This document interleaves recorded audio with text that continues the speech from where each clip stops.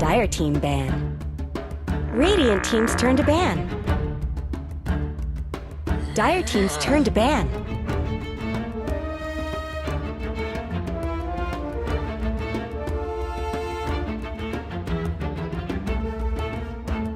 Radiant team ban.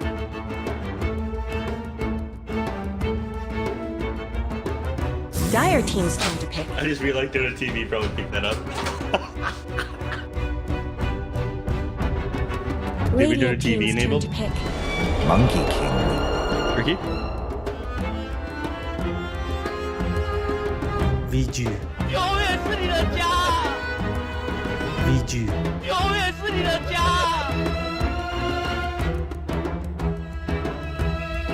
10 seconds remaining. 5 seconds remaining.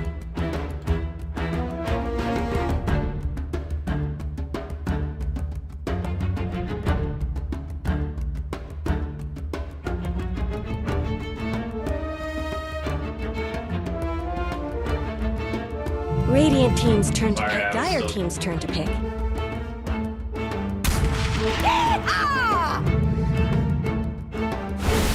Tide Hunter.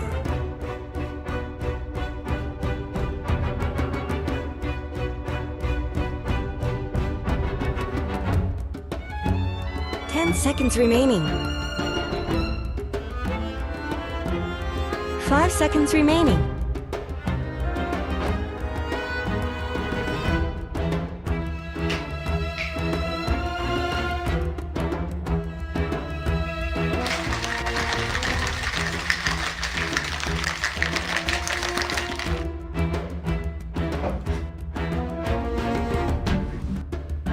Dire team ban. Lena. Radiant team ban.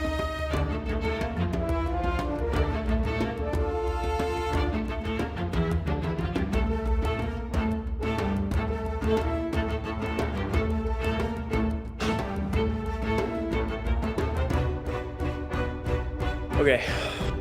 10 seconds remaining. I'm ready now. So I was supposed to, I expected to be ready like 5 minutes early, but I guess I'm just somehow late. You ready to go? Radiant team's turn to ban. Yeah, I think they wanted to have it go live at the hour after the 5-minute delay. That's why.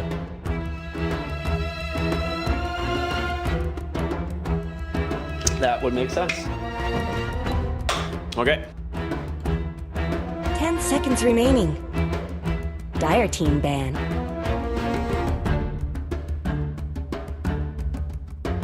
Radiant team's turn to ban. Ready? Your mic is on. Transitioning in 3.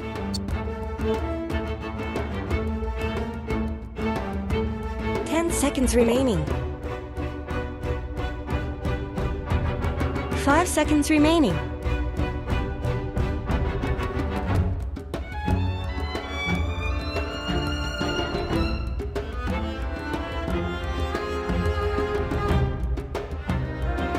Okay. Positioning 3, 2, and... Radiant team's turn to pick. Dire team's turn to pick. Hi everybody, welcome back here to the DPC. My name is R Cryptic. I'm here with the legend himself, Mr. Neff, and I'm excited, man. We've got a sick series on our hand. You and I have been really talking about this matchup the whole first week and what to expect, but I'll let you do the honors of introducing our teams here in this series and why it is going to be a great series. 5 seconds remaining. YBB. See what I did there? I'm quite clever, Ricky. We got YBB against Xtreme Gaming. The players on YBB. What is going on in chat right now? Oh, that's Lou. For a second, I thought like you were playing some sort of sound effect after my joke, my really awful joke. But I thought thought you were doing something. I was very confused. Those are the VC voice lines that have just been added to the game. So anyone who hasn't gotten the chance to yet, check out some of the team bundles. They finally arrived. Not all the teams have gotten theirs in the game. You know, there wasn't a ton of time between. announcement came out and when the teams needed to add them, but they're going to get added to the game in increments here. And some teams have some pretty good ones. Anyhow, the reason I am excited for this game, Ricky, we got YBB against Xtreme. The players of YBB 4 million on Xtreme in the previous season. 5 seconds Despite remaining. being removed from the roster and replaced with some giants such as like Paparazzi here, they made it back to the opens. And they've had a hell of a run so far. YBB, they're sitting at 4-2 overall. They're 2-1. Xtreme Gaming, they've only had a chance to play a single match so far, but in that single match, they played amazing. They ended up absolutely destroying Neptune Gaming. But this is a chance for the old to fight the new here. A chance to kind of stick it to Xtreme Gaming for having to make, or forcing them to make that open qualifiers run, which is a little bit scary. But they ended up making it through the opens all the way through the upper bracket. Yeah, only dropping, I think, a single game that entire run through the qualifiers, which is a hell of an impressive run. It is, and YBB's on a... They got to be feeling good right now. I mean, last night they took a 2-0 over Magma, which is one of the strongest teams. So they're coming into this series swinging. Xtreme, we've only seen that one game, but we'll see if they have what it takes to actually hold off as strong as YBB. Yep. Unfortunately, it doesn't look like we're going to see a 928 on one of his signature bug heroes. That guy has scuttled into our hearts recently. The timing on these. Oh, man. The timing on these chat lines. I think you're streaming off of the clean feed provided to us and not the client at the moment. I'm not sure it's catching them. But every time after I make these awful jokes, Lou ends up dropping one of the chat lines. You're just really benefiting from this, Neff. I am. I'm loving this stuff. But 10 seconds remaining. Xtreme, they go for the silencer. They go for the Tusk afterwards. And previously we saw TZY yesterday run Tusk in position 3, and Dire teams it's completely possible that we see a position 3 Tusk again today, given that we've got Monkey King, silencer, and Tusk now. Unless they plan on running this Monkey King in the position 1, which they might flex into the 4. We could see position 3 Tusk run yet again today. So people are starting to get a little bit more creative here, despite the fact that we've been sitting on 7.30 for quite a while. Yeah. I mean, realistically, I would like to see a position 1 Monkey King here. You're into the Tidehunter, but this Batrider pick from YBB is so strong. Like, they don't really have any hero that can lane up against the Batrider right now. Team's turn to ban. Yeah. Nobody's able to. I mean, you could, if you're running the Batrider in the mid lane, you can run the Lena Kings. You have enough range that you're able to keep your distance. The only issue is if somebody rotates in on you, you just end up dying. Like Fire Snap Cookie comes in, and like that small hop, he gets on top of you, followed by the stun, dead. Or even the Nightmare setup, if Bane can allow the Batrider to get on top of you, you die with that one too. So Lena can do it. You can spam in the waves, you can go farm neutral camps fast in the Batrider's able to, and you can beat him out that way, like we talked about. Dire team's turn to pick. Quite a bit yesterday. VG. And Lou, you are really enjoying that chat line.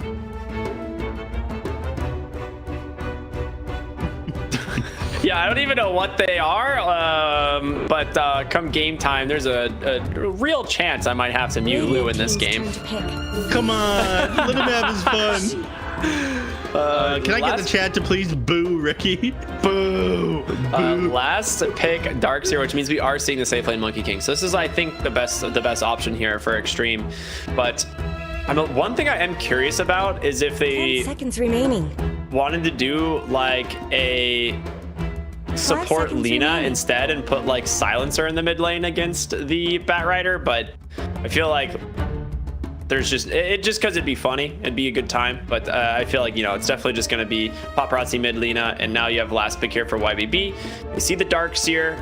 I think you just need to pick something that can kill the creep and like fights pretty easily in the lane. You don't have a ton of options here. I mean, you could. I was gonna say Medusa or Morphling, but they're both banned. Yeah, Medusa and Morphling would be your ideal heroes. You can't go for a Drow Ranger here. You need something that's able to pump out a lot of damage. Medusa would have been absolutely ideal for YBB here, so I gotta give it up. DY, hell of a drafter. He's kind of backed YBB into a corner here. Phantom. They opt to choose go your for the hero. Phantom Assassin. I mean, you can clear out creeps from a distance. You've got a little bit of jump that deals with the silencer and the Lena quite well. You know, they do have decent kill potential, ways of getting on top of you in the lane with this Tusk, And with this Darkseer. So it's you're gonna be more lose cut out for Phantom you. Assassin as well.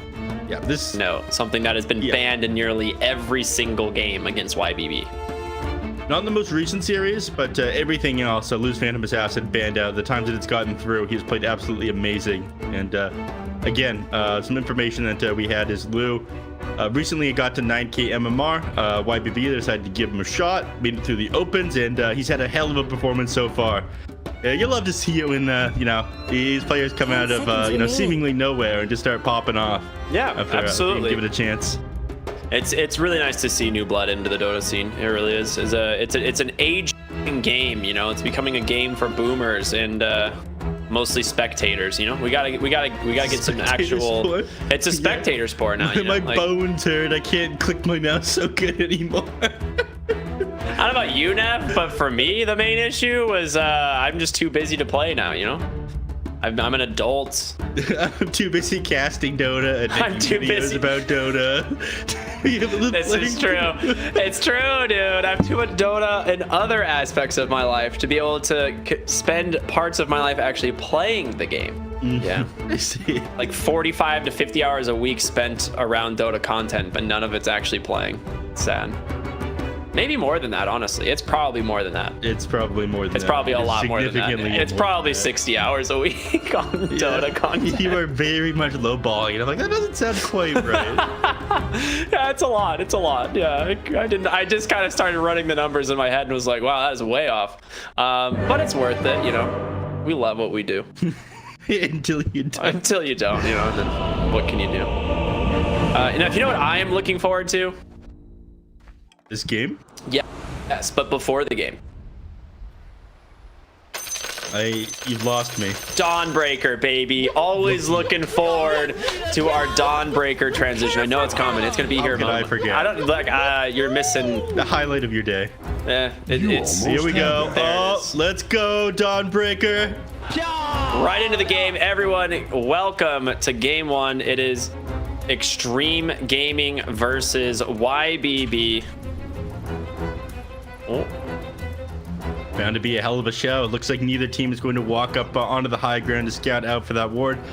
I think they just both kind of realized the enemy team would be standing up there. I talk about this every single game, but the meta right now, to be able to catch the enemies out in the high ground when they try to scout your ward, you get yourself your first blood, you pass it over to your mid, and they have a significant advantage in the lane. So neither team willing to give that up, especially against Alina. If she gets an early null talisman or an even quicker bottle, 30 seconds to the battle. lane becomes quite difficult for Batrider here.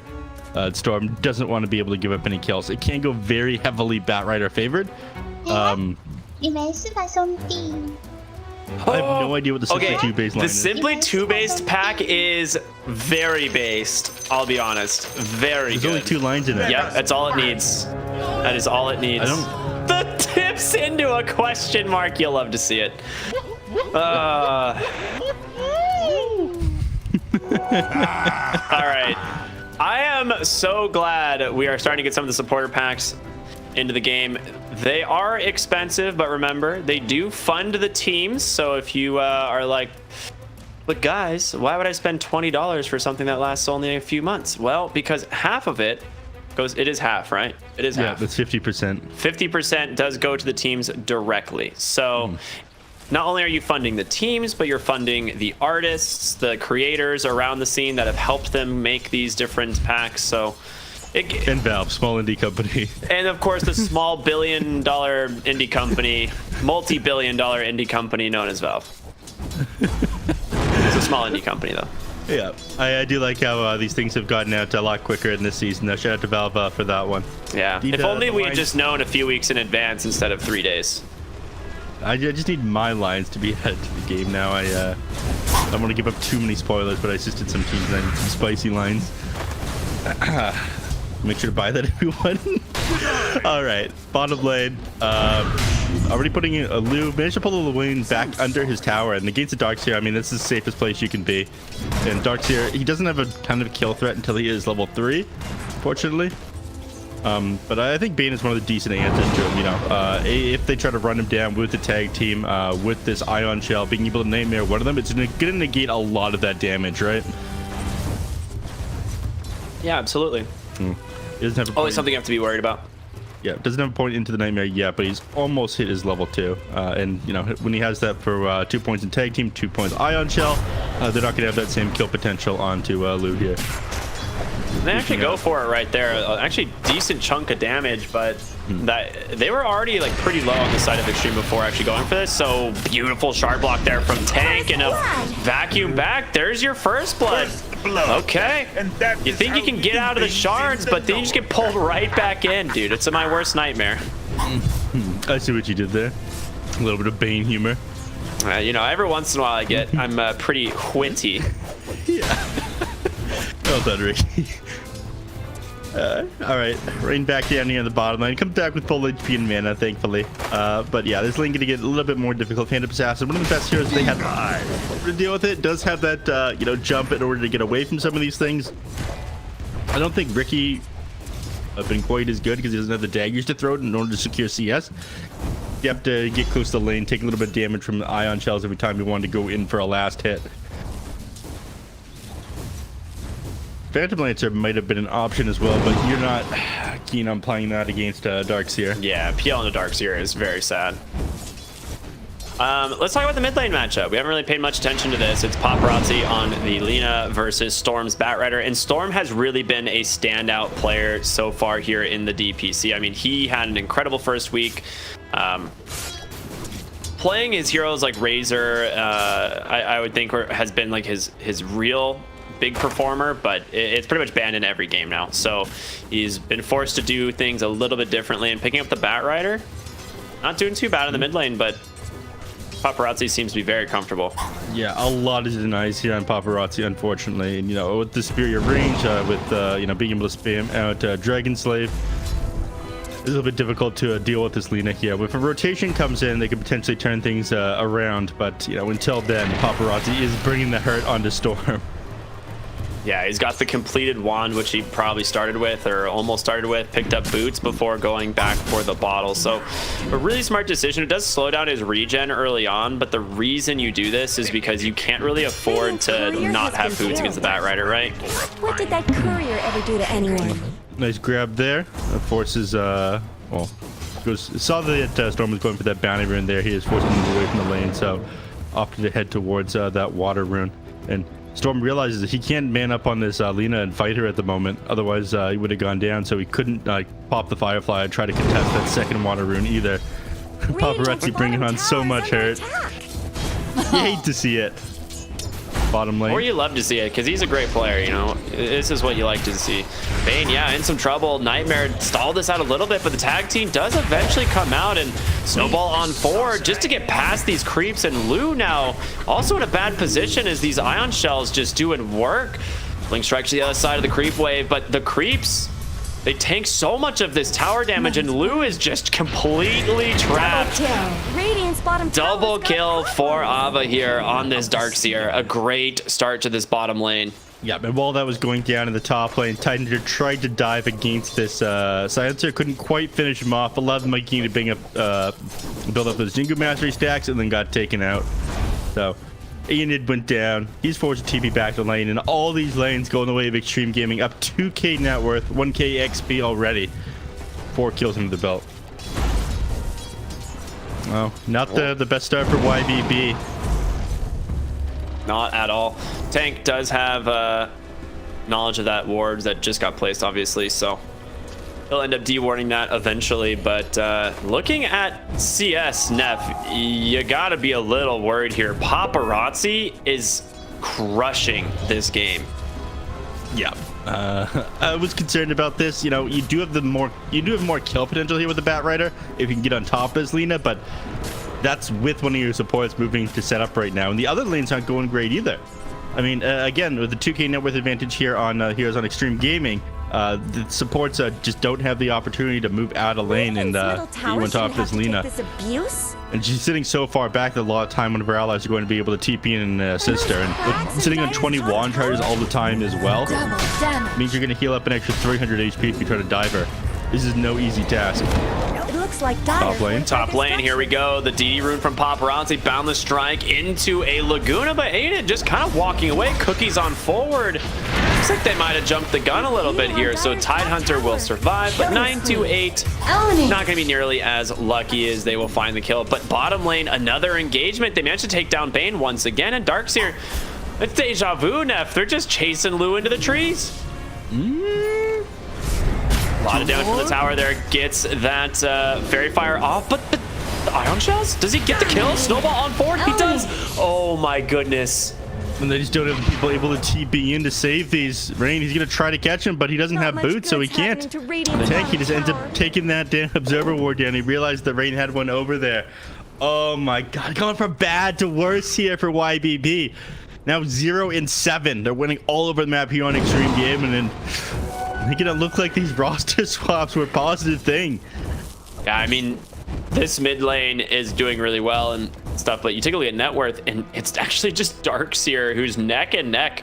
This guy's got Bottle, Arcane Boots completed, and he's just queued up the Aghanim Scepter. So this Darkseer is going to be a massive problem this game. If he gets any space alone in the bottom, he's just gonna out level everyone.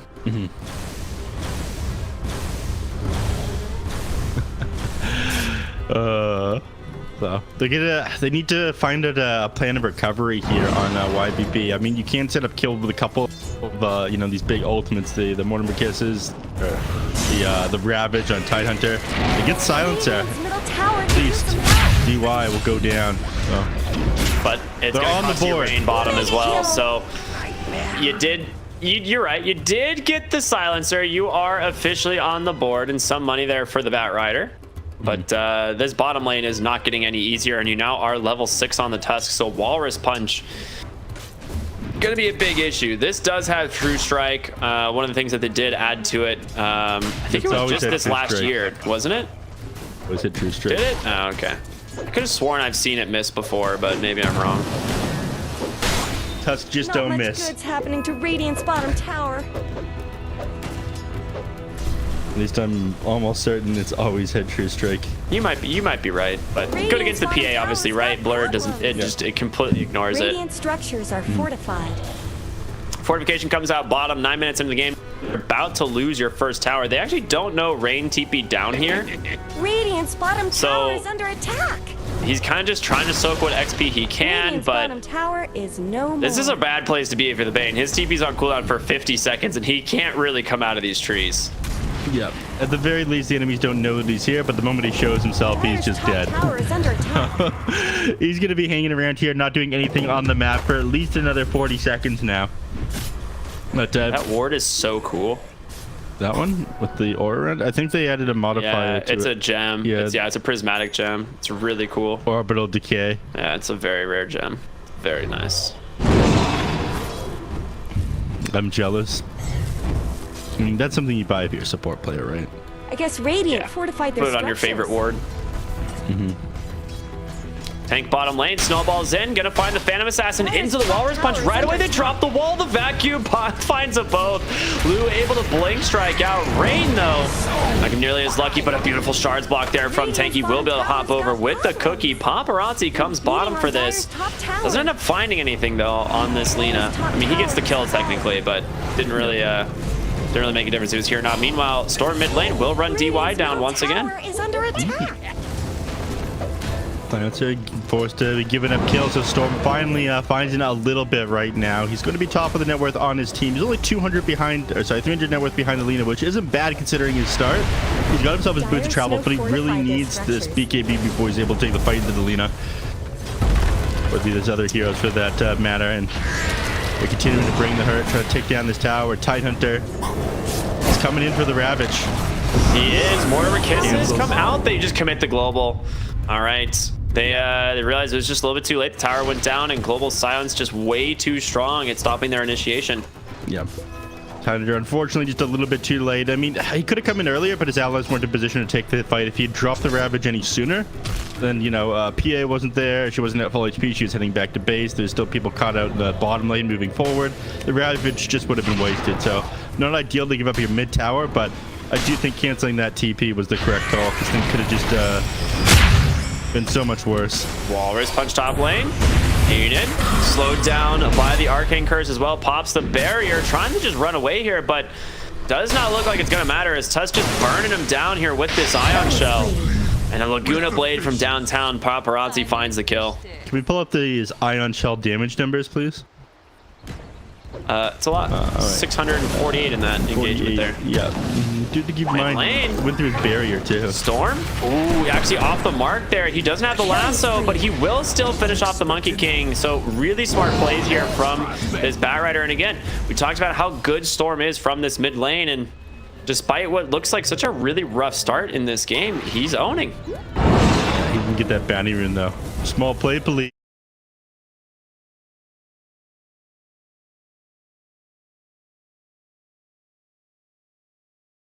On him. If Lena continued to chase him up the hill, if he went for the battery, he definitely would have died there. But him keeping them on the board, 3-0 so far. Needs his BKB to be able to jump this Lena, then the Blink Dagger afterwards. But you know, keeping them in this for now. At the very least, keeping morale higher. If they didn't have a single kill at this point, and things would be kind of rough. DY, he's gonna scout this one. Beautiful play there. Instant Fiend's Grip from Rain, so they'll just commit that lasso. Didn't have to get blown here, but looks like they will just go ahead, take down one Paparazzi. Doesn't have a lot of mana left, but plenty of follow-up here as Take Snowballs on in.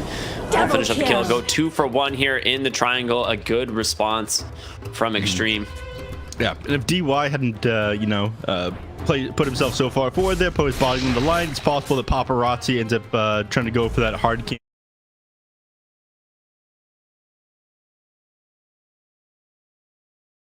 Down on your support. At the very least, it wasn't your mid lane. Excuse me. Enid still having the opportunity to land any big ravages this game, but working on his Blink Dagger now, so I wanted to change that one up. Yeah, they do just need to farm here in YBB. It's really only Storm that's doing well. Lou has gotten a decent amount of space, but he went for the full treads as well as the Aura of Corrosion, so his Battle Fury is going to come out super late compared to what we normally see out of Phantom Assassins.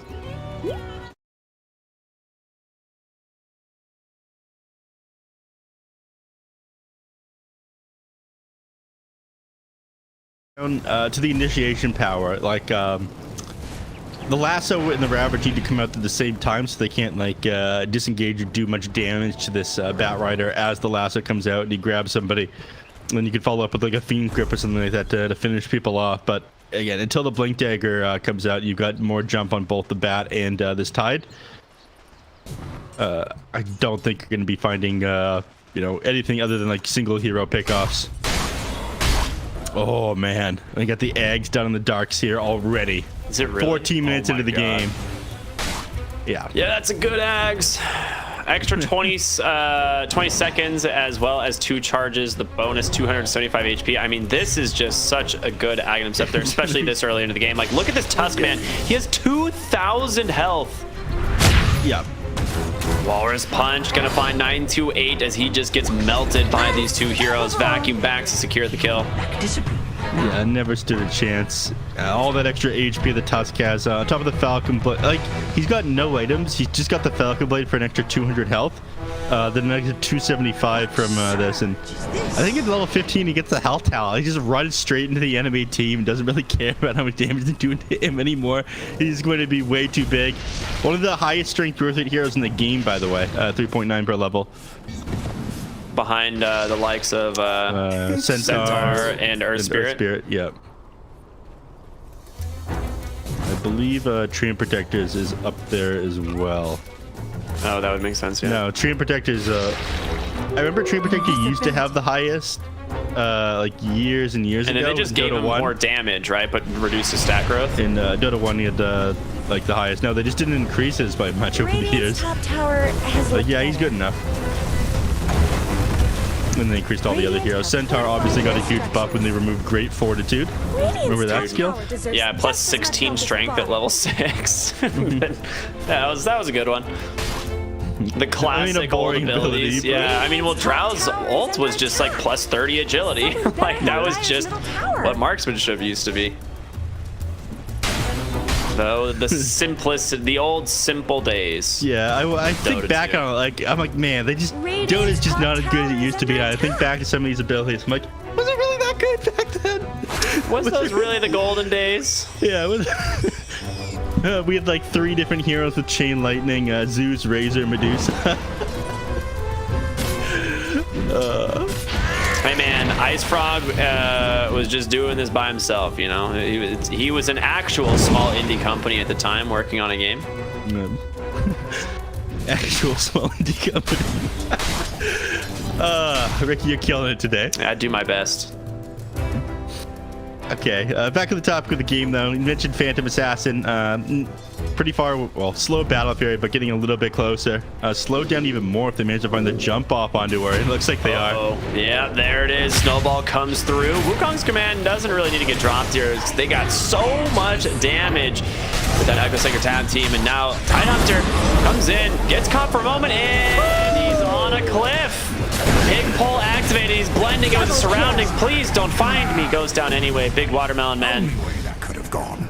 Unlucky. Beautiful vacuum there from the Darkseers. Now looking for 928. Guesses incorrectly, but still trying to chase. Looks like he will give it up though. You know, 928 just about cookied the Tidehunter onto the cliff there. And I thought, you know, that'd be a real shame if he went up there, but his Darkseer solves that problem for him.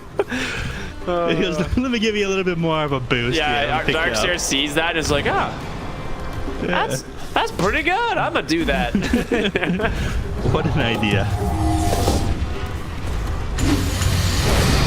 Storm pops the BKB. Paparazzi does the same. Walrus punch into the global silence. He's just getting crushed here, but Shards obviously can't block him as he's under the protection there of the Fireflies. So Big Spell's actually committed from Xtreme here. You got Wall, you got Global. And now you're going to look to go back in because you do have your Blink Dagger and your Ravage. This is your opportunity on Aegonid. There it is. He gets right on top of the Monkey King. The question is, can they finish him off? Luke comes in. Fiend's Grip from Rain. The Nightmare onto the Silencer. Storm wants to find someone, but it looks like they're just going to settle for the 2. Double kill for the Phantom Assassin as that gets her a lot closer to that Battle Fury. Yeah. The fact that those 2 kills went over to Luke.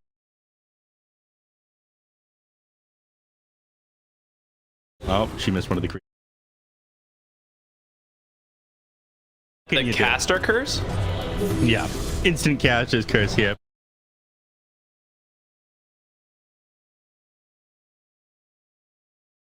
In the favor of YBB after the Justice Cell. The XP as well, swinging 2K in their favor. They desperately need to find something there, and you know, thankfully that Batrider managed to get the disengage after he popped his BKB there. This movement speed from the Boots of Travel plus Wooden Blades was absolutely necessary for getting out of that one. So we saw the BKB get popped on Paparazzi there, and so that was his first usage of the BKB. Has the Grove Bow as well, so arguably one of the best items you could have picked up here on the Lina at tier 2. So he's having a great game, almost 11,000 net worth on his way to the Shadow Blade. Just needs those Blitz Knuckles, it seems. And Blink Dagger just picked up now on the Tusk.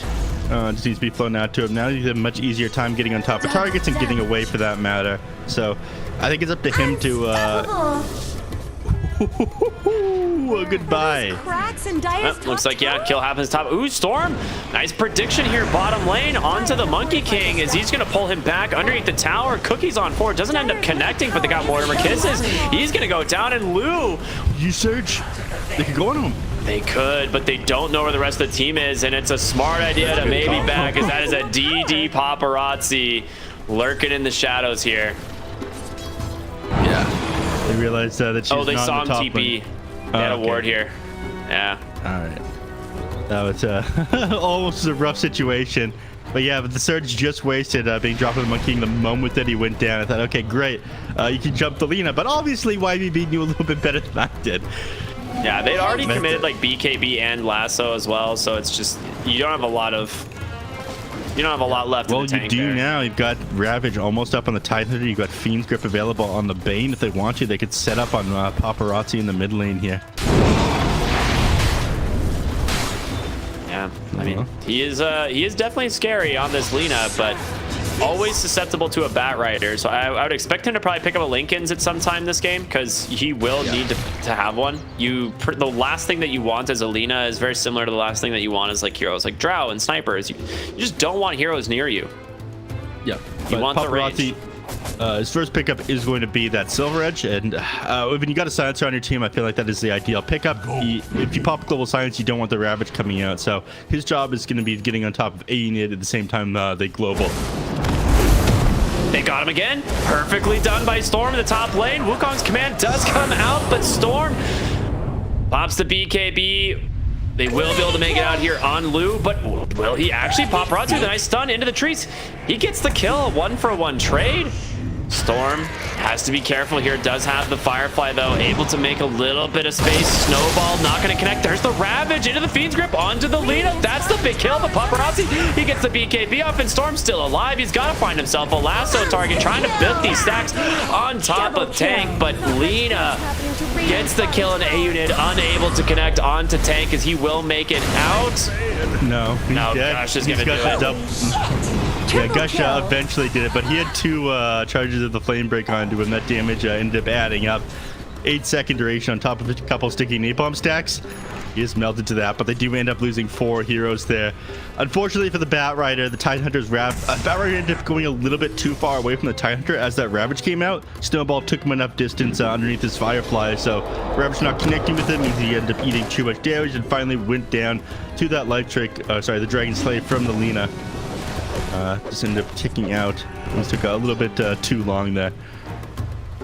Yeah, I mean, the top fight was pretty close at taking down that Monkey King, but I think the main issue was Lu stood his ground a little bit too long in that Wukong's command. They also just didn't get... they didn't have like the lasso onto the Monkey King to prevent him from just getting the Wukong's command off, and I think if they had the time to wait for it, it would have ended up panning out. Ooh, smoke on the high ground popped by 928. Great flame break to push them away.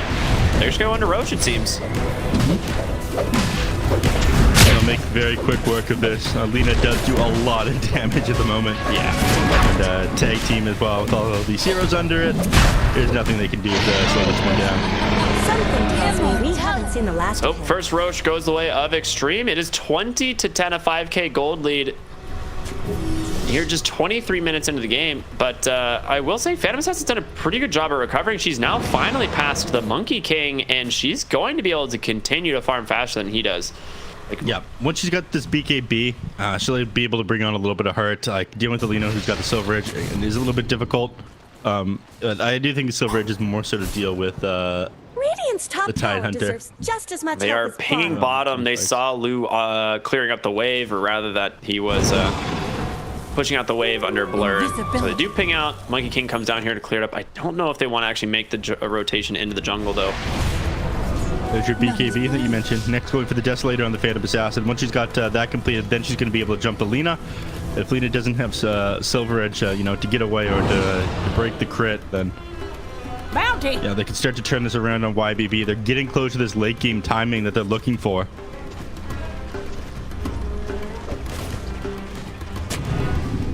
Now, Thunder, I think he's got a Ravage available again, but yeah, like you said, working on the second Scepter. Until he's got this one, he's not going to be ready to fight either, so they might just sack this tier 2 tower while they work towards these next couple of items. As long as they can defend the high ground, which I think they're going to be able to, with like Bat Rider Lasso and Fiend's Grip, Tidehunter. Yeah, they actually don't want to fort this.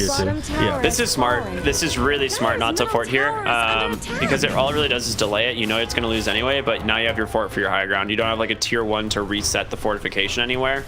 928 going to use this time to clear up the mid tier 1 tower though.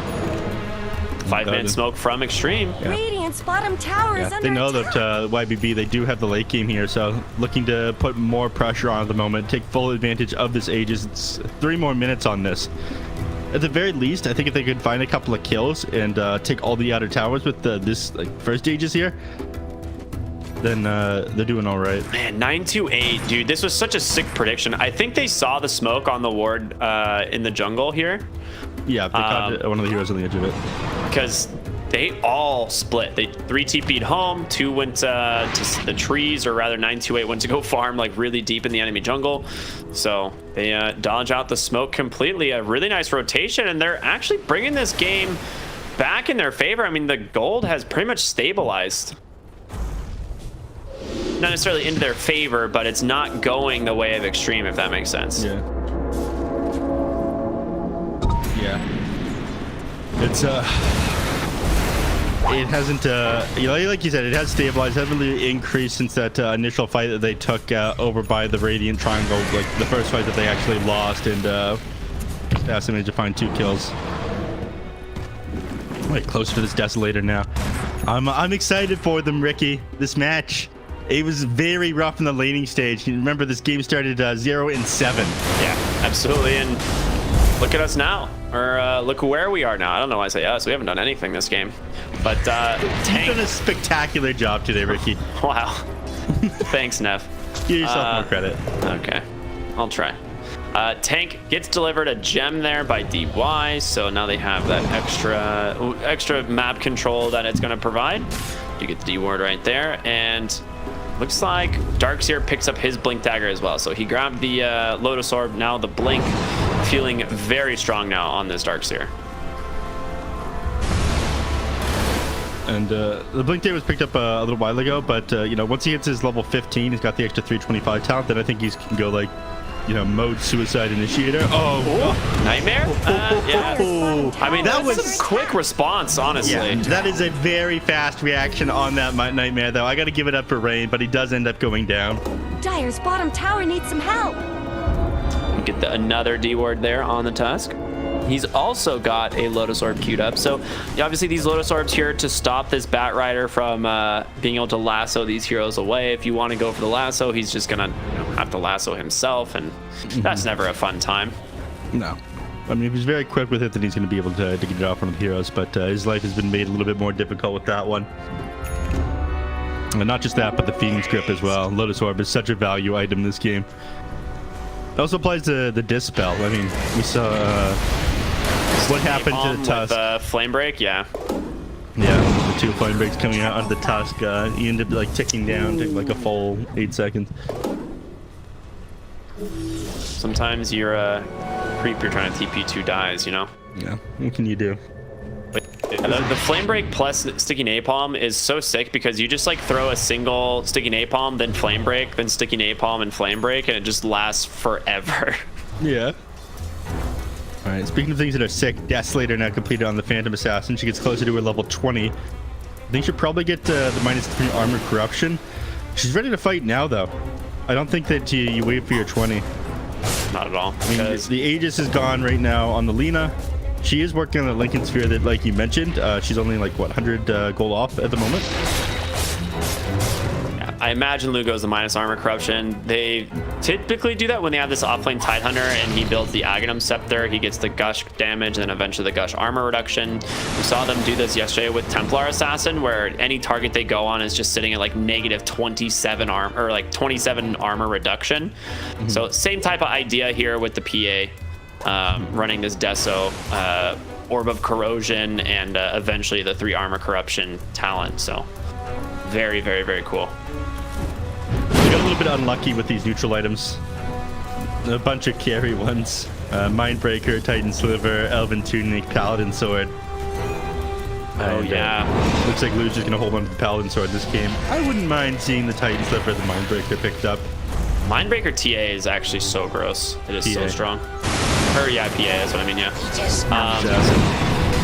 Yeah, it feels, Mindbreaker feels really strong on the hero. You just get thrown, like they just throw a dagger at you and you're just silenced. And you're like, all right, cool. No, goes to Blurry Evasion, okay. So benefit of this is it does kind of force them to go for the MKB on both like Monkey King and the Lina, but Lina has the Lincolns done and already has the MKB queued up, an item that she is pretty used to building.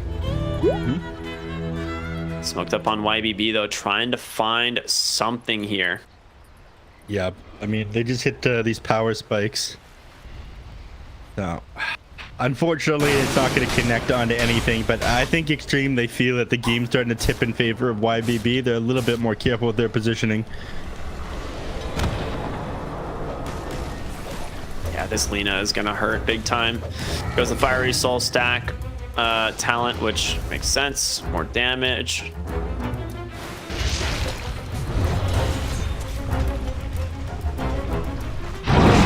But right now, I mean, it's been 20 to 10-ish for a while. Yeah. We saw like the 1 kill, but actually, how long ago was the last kill? There's a graph for that. Yeah, last kill was Littered with towers and sentry like kills. 5 or 6 minutes ago. 5 minutes ago. People want blood here.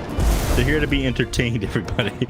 They're just kind of farming it up and doing their best to stay relevant. A very fast Roche though. So this is going to be huge for the next team. You know, Roche dropping Aegis and Shard for the second. Roche is really important. There's a lot of good shards in this game. Regeneration. How do you feel about the Ice Shard? Gosh, that is this thing feels really strong.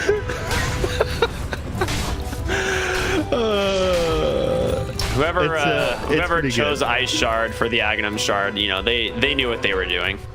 They're obviously a tough player, but you know, they took the frozen sigils out of the game again, meaning your hats are going to waste if you own that one. Which is extra sad if you're a VC gaming fan. Choose the VC gaming sigil. All right. This fast road means that we are going to see some more action, but getting into this Roche pit, it is no easy task. The Tidehunter, he doesn't have his BKB done yet. He wants to be able to pop that as soon as Global Science comes out. If they can buy a little bit more time, and they're going to give it to them. They back up off out of the pit. Gosh, spam is no joke, man. You actually cannot fight into this Roshan if you're just getting spammed out by this Aghanim Scepter. It does do, yeah, 380 damage, -6 armor at the moment. They see DY for a moment. I mean, that's a huge target if they can bring him down. DY's Double dead. flame break? He is dead, I think. No, Lotus Orb can't save him. No, he's gone. Oh my goodness, he does have buyback. They just snipe him. There you go. Tank Lincoln comes out perfectly from Paparazzi there. That was so nice. Yeah. That means no lasso for you. And they're going to go into the Roche pit themselves. I mean, Silencer, he's got buyback available. He doesn't need to be here to drop the global, because that's a benefit of a global. It is, in fact... This is true. That is, I believe if I did my research, it is in the name of the ability. Oh god, I'm gonna get fired. Smoke up here from Xtreme. The one thing that goes well for YBB here is Storm made that commitment with an Arcane Rune, so it's only 40 seconds till the next lasso. So it is coming up here pretty soon. I think they did see someone pick up that Illusion Rune. They're in the Roshan. It is falling incredibly fast. They need to get in here. Border Kiss is coming through the BKBs, but there's gonna be the lasso. Storm snipes the Aegis. He's got it. The Shard will get picked up by the Monkey King, but there's the Ravage, and he finds them.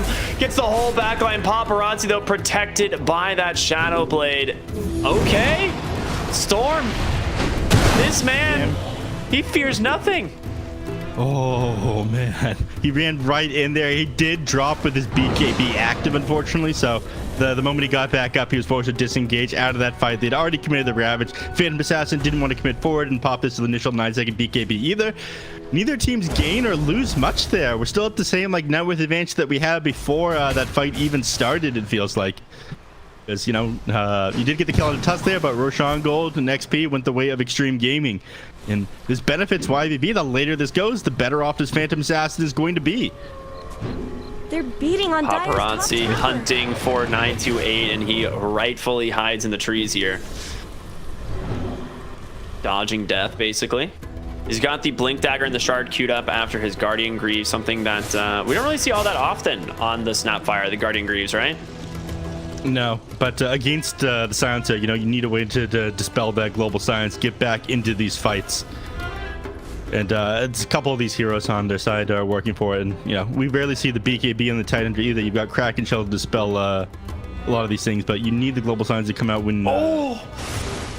So close. Oh, it was so close. Sorry, Paparazzi hunting 928 again as he gets the TP out last second. That's going to be Blink Dagger completed. Come on, buy it. No. By the Shard? shard? The Glimmer Cape instead. Oh, okay. All right. I guess they don't really have any invisibility, so forcing them to buy detection or slot that in these team fights would be important. Did they lose the gem? They did, right? When they killed Tusk? Yeah. So Aenid's got DY's gem here on the Tidehunter. Tidehunter's got a BKB. He's tricky to bring down. He does have his Hood Defiance backpack to hold on to this gem for now. You don't see the BKB all that often, but he really does need it this game. With the break from the Lina followed by the global silence, like if he doesn't get the Ravage off, these fights can be completely lost. And we saw yesterday how solid his Ravages were. Ooh, they know Tank is here. He's just going to get lassoed right away by the Bat Rider and an easy kill. Because we have YBB now. You do put lasso on cooldown for this. Yeah.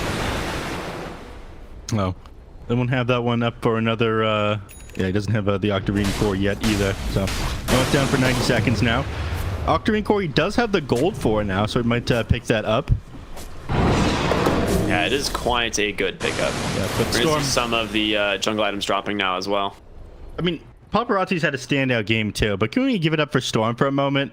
He was the only person on the board on the side of YBB for the first, like, 10 minutes of this game. I think all morale would have been lost if he hadn't found a couple of kills early on. He's currently 7-1 despite the fact that they were playing from behind early. The man, He's you know, a this is gamer, from a dude. lane that he was just getting absolutely destroyed in as well. Like, Lina had 9 last hits on him, or sorry, 9 denies on him to his, like, 0 denies onto the Lina. He has popped off this game. He's done amazing this entire DPC. Yeah, I mean, he has played incredibly well, and he is a returning player to the DPC. Obviously, we saw him last year playing on Xtreme Gaming, so showing up big today, it's nice to see. We did see a couple of jungle items just drop here before the pause, but I don't know if anyone has them equipped. Okay, so it looks like it's just tier 4s for YBB. They get the Trickster Cloak as well as the Telescope. Rain, super happy about that Telescope. That's going to be nice. Yeah, the Telescope pickup. I mean, you get to sit even further back. He was, just the keen optic before that. Unfortunately, they didn't find many tier 3 neutral items that were that good for the support, so this will make things a little bit better for them. They get the Trickster's Cloak too, so you pass that one over to the Snapfire, who's probably kicking herself for building this Glimmer Cape now, but at the very least, you can drop that onto your allies. I would have much rather seen the Blink Dagger and the Aghanim Shard. I could see the Trickster Cloak going on to the Bat Rider, honestly. He's got the Ceremonial Robe, though. I mean, this is one of the better items of this hero. The lowers the status resistance, lowers the magic resistance. And hold on to the Ceremonial Robe. Maybe you pass it over to the Tidehunter instead. I mean, right now he's holding onto the People's Gift. For either of mana. them could hold right. Either of them could hold the Trickster Cloak or the Ceremonial Robe. I think both of them are really good. Yeah. That like instant invis from the Trickster Cloak for 6-second invis is pretty dang nice. And if you get if you just like lasso someone and pop Trickster Cloak, they're just like, oh, cool. Where'd he go? It's just kind of funny. Evasion, not going to be super useful once the Lina's MKB comes online, but that 20% magic resistance obviously always really nice. Speaking of MKB, Monkey King still doesn't have one for himself. He decided to go with Daedalus this game instead, so they're very reliant on Paparazzi getting the stunts off onto this, or sorry, getting the break off onto the Phantom Assassin, or somebody eventually picking up a. Neither of them went the MKB yet. She finished a full Satanic. Yeah, but she's got the Silver Edge, so they're just reliant on that. And Phantom Assassin, she saw this. She saw the Daedalus on the Monkey King and went, okay, well, I guess I'm going extra 35% blur evasion. Now I've got 85%. So you can just sit inside the Wukong's command comfortably. Right, we get the G's. We're jumping back into the game. Let's go. YBB here.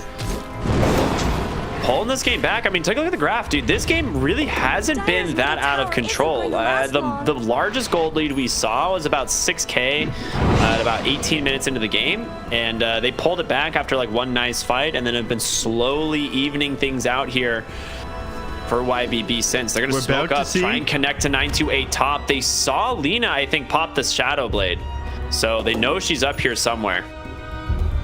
We were so close. We were about to see YBB surpass Xtreme for the first time in net worth this game, but now they're 1K up on Xtreme. Do they see paparazzi? They did for a second, but they're too afraid to go in. There's an arcane rune here. Storm's gonna grab it. It doesn't stack with Octarine, right?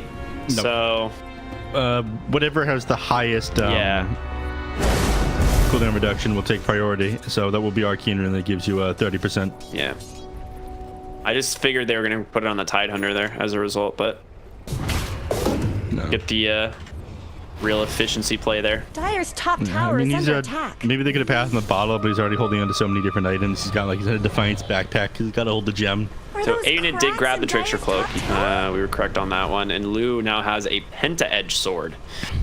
So a lot of damage. A lot of damage. Yep. Satanic coming out next here.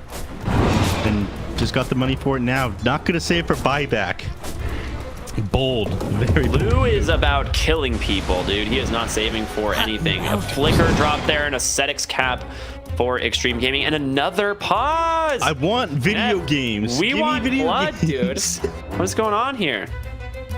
I don't know what that means, but we'll be back up in a second. I could break down a couple of the items I see on the side of Xtreme Gaming. Now, one of the things that separates a good silencer player from a bad one, Ricky, we talked about this, saving for buyback. He doesn't have any items on the silencer right now other than a fluffy hat and an urn of shadows and, his drink boots, but he is able to get back in the fight with Papa's Global if they decide to try to jump him. And, you put yourself out of position to get silencer who's sitting super far back, and you can lose a fight off of that. So while he doesn't have any items, holding on to that I feel is very important. I feel like he needs a Force Staff. Like he can just buy a Force Staff. He has 2,000 surplus gold here on DY. He doesn't have quite enough for the oh wait, no, he's already got the fluffy hat. Yeah, you could probably get it. Yeah, it's like, isn't he like really close? Yeah, you get it right now. You're right.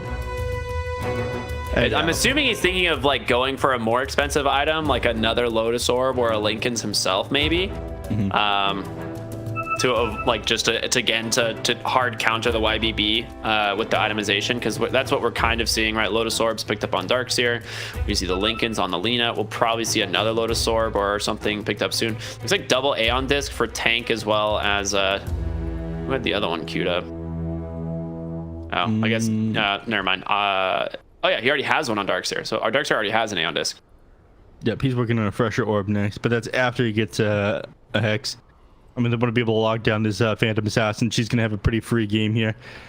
So somebody walking behind 928. So we're going to be ready to go in just a moment here. I think someone was going back to their chair. Yep. Good to go. The battle resumes. All right, this is what I love to see.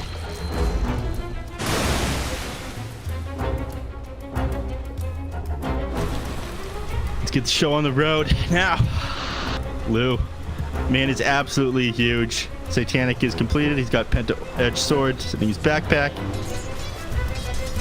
Elven Tunic coming out for the Monkey King. It looks like he changed his mind. He had the Abyssal Blade queued up and now is deciding to go for a Butterfly. So he will be stacking the evasion there with the Elven Tunic a little bit. I think he saw what the Phantom Assassin was working on and realized, okay, well, she doesn't have MKB either. No True Strike. We're going to be able to deal with, I'm just going to trade hits with her.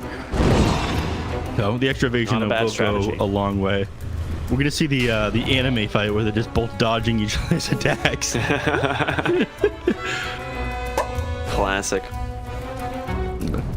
Obviously, it is a pretty Phantom Assassin favorite. You got the 85% evasion because you got the blur talent and you got the crits as well. The Jingu Mastery. I mean, if you even build up the stacks onto the Phantom Assassin, which is going to be hard, you need to land 4 auto attacks for that. Dyer's bottom tower is being chipped away. Yep, Lena does bottle up a DD rune there, which is very nice.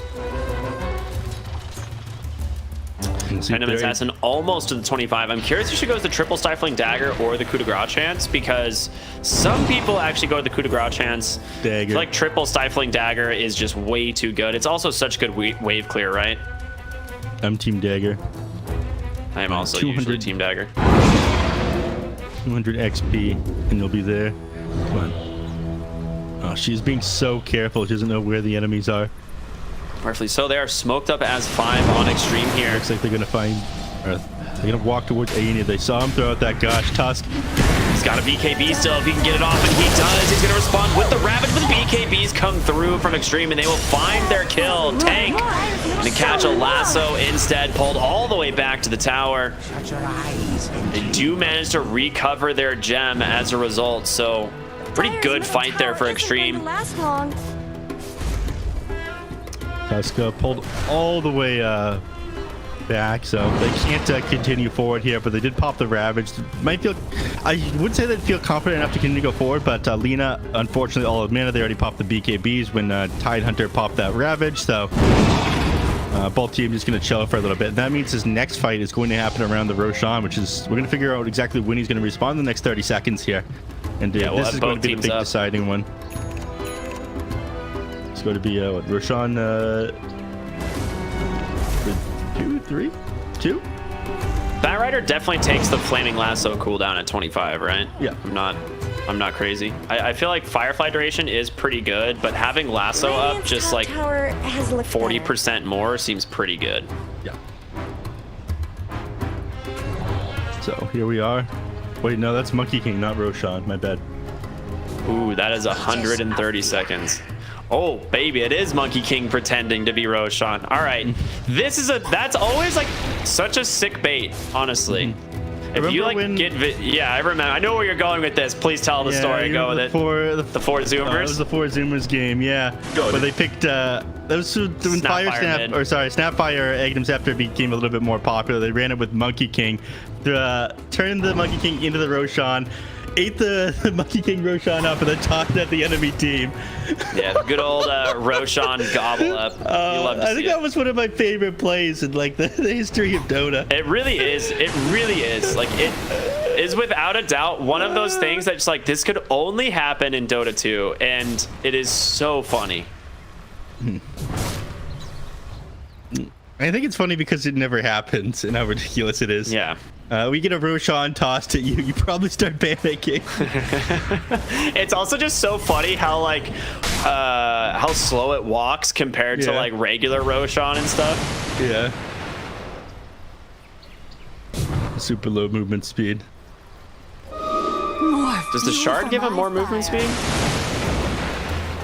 No. Yeah, Mischief no longer slows Monkey King. Oh, yeah, really? I thought so. Yeah. I thought that was something they added.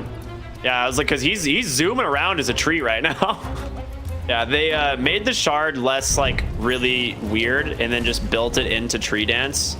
And then now it's like technically has lower cooldown. The invulnerable duration is slightly more, and you no longer slow. Just joins projectiles now. That's busted. Yeah, it's actually a pretty good shard. I guess you do have to spend quite a bit of gold on it. He got this off the Roshan for free though, so he is very happy about that one. Good smoke up here from YBB. Both teams trying to scout the Roshan. Do it. Going for the wraparound here. Really is going to come down to who gets the initiation. I know they're here somewhere, but going to the Roshan. Shards comes out. It's going to scout them. Lou, does he just slowly do this alone? All right, no, he's going to back out. Roshan down pretty low. It is a free Aghanim Scepter, so you have to be very careful. I mean, Refresher Shard would be even better if he managed to pick that up on the Tide Hunter. He does have mana for the double Ravage with the Shiva's Guard that's got partially completed, but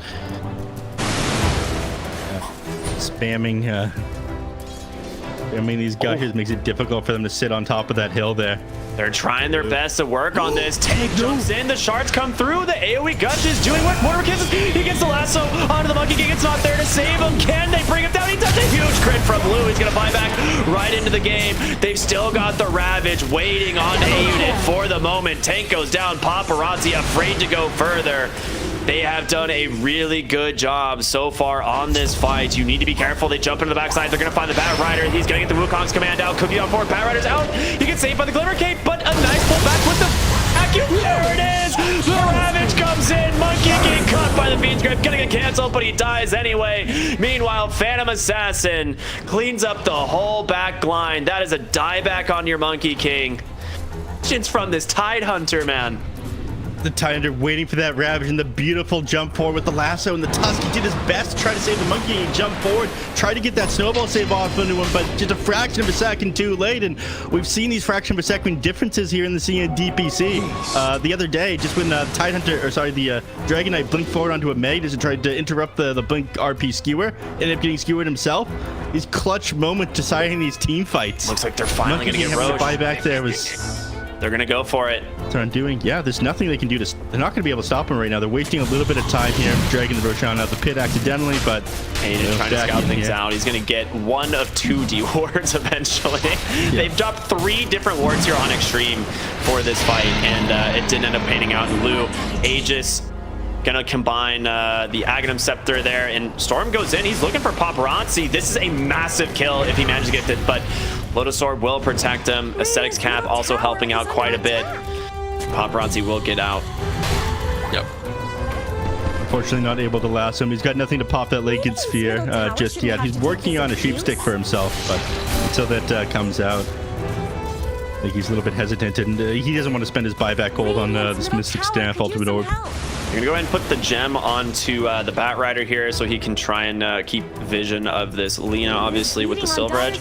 But also, it's really easy to deward as the Bat Rider, right? Neff, look at the net worth. It's 15k advantage for YBB. They brought it, I mean, it was looking rough from the beginning of this game. I mean, you look at these graphs, XP Gold win probability like 70% for the side of Xtreme Gaming at the start of this. You get 928, but... managed to find him. Paparazzi pops the BKB, but he's still got the lasso. The Lincolns wasn't there to protect him, and they're into a Fiend's Grip. Global Silence comes out, but Paparazzi, you're not getting away from the PA. First death. That's his first death. Oh my gosh, you're right. 12, 1, and 2. That gold bounty going the way of the Bat Rider. Yeah, finally going down. Paparazzi falls, and that's writing on the wall for this game. It won't be long until your base falls as Phantom Assassin as well. They've made it to the late game. This PA is such a nuisance, and everybody has the items they need to fight into these Xtreme Gaming heroes. The Tusk falling off, the Monkey King. You know, he is able to pump out a lot of damage.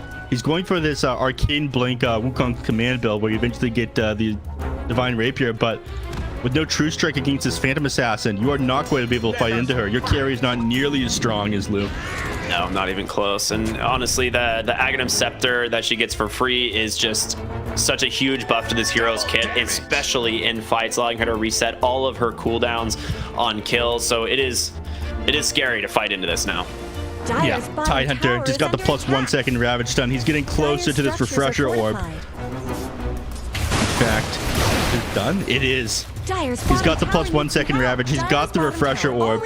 Everybody on the enemy team is going to be stunned nearly 4 seconds as he jumps in. Fan of Knives now on the PA as well. She got the shard delivered. So yeah.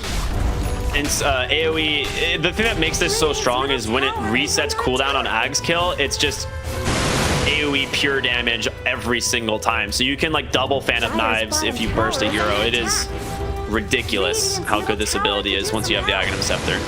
I mean, it's really strong in general, but Ags just makes it that much better. Lasso? They find Silencer. DY, you dead, son. That's a lasso. Very worth it if you're Storm here. You actually went the Firefly duration, by the way. I'm a little bit surprised by that one. I thought that he'd go for the lasso cooldown, but I guess he values the uptime, the extra movement speed, the unobstructed movement, especially if he's trying to break the enemy's base at the moment. Top lane, Cookie gets him a little bit of space, just a BKB, and now Aided on the backside, hits him with the AoE Gush.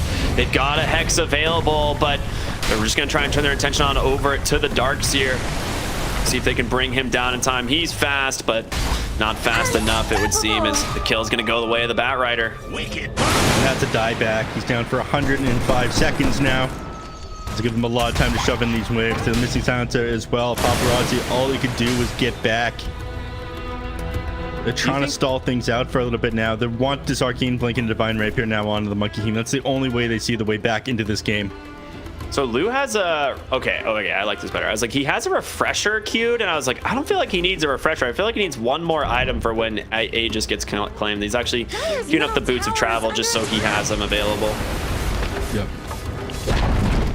That's going to be the last tier 2 tower. Nothing standing in their way of going to the high ground. No Darkseer here. Lu with the Aegis for another 45 seconds. This is as good a time as you're gonna get. Dire's middle tower isn't going to last long. Unit looking to make an initiation, sitting behind his Phantom Assassin. You get double Ravage, it is all over. And he's got a, you know, he's got double BKB. He can just pop off his Global Silence. It means nothing to him. Yeah, Dire's absolutely. middle barracks have fallen. And that's it. Melee lane of barracks down that fast. They're just gonna let the catapults do the rest of the work here, and Xtreme Dire's Gaming middle barracks have fallen. do not want to fight into the side of YBB. Yep, they will get back here now on Lu, though. He's only got another 10 seconds left on his Aegis, unfortunately, so doesn't want to take the risk and go down, allow them to turn this one around. I think he's going to send out the Moon Shard, and as long as he's got money for buyback, yeah. So he's not looking to buy the Boots of Travel after all. He's just going to buy Moon Shard, fly it out to him, and look to melt these heroes. Yeah, I like this. I wasn't a fan of the refresher. The Boots of Travel I thought was kind of just like nice for split pushing if you wanted to keep him in his backpack or something, but more damage, honestly, why not? Well, he's got the courier there. He's thinking about it. Now he goes back for the refresher, it looks like. Yeah. Hard to decide. Well, it's a shame he doesn't give you damage anymore. He used to give you plus 40. What? Refresher Orb, he gave you plus 40 damage. Oh, yeah, I remember that. Oh, that's a bottled DD. Okay, they're going to smoke up right away. Well, it looks like Xtreme smoke up as well. Oh, this could be the end of it all. On the other side, AD comes in. Ravage, he's got the refresher. He drops it out. They're going to be able to take down the silencer before he drops anything. The bashes, the stuns on Alina. She's dead. The DD root from Lu. It's just too much. They're falling one by one. And Monkey King, good luck, sir. You cannot stand your ground. And YBB pull the game back for a game 1 victory. Unit, he managed to hit off that second Ravage. Lena got out of it, popped BKB, but everyone else disabled. Nearly 4 seconds on each of those Ravages. The absolute perfect initiation they needed to end that game, and bringing it back from an extremely rough start. YBB, they beat their former team Xtreme Game and showing them that.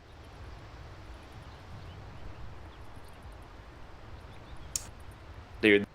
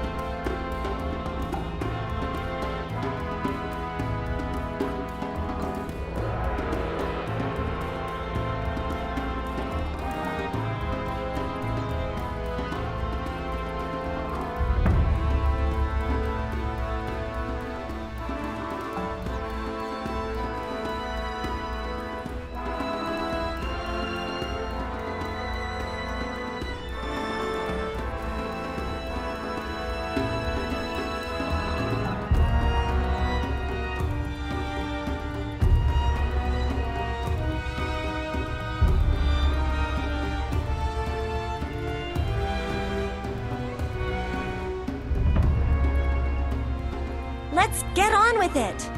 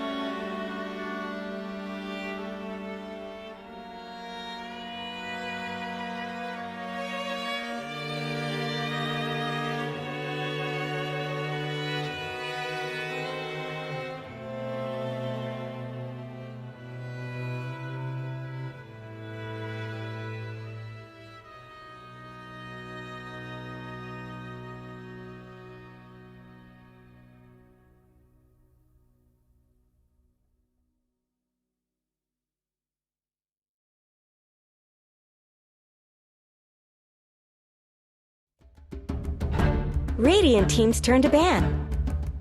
Dire team ban. Radiant team ban. Dire team's turn to ban.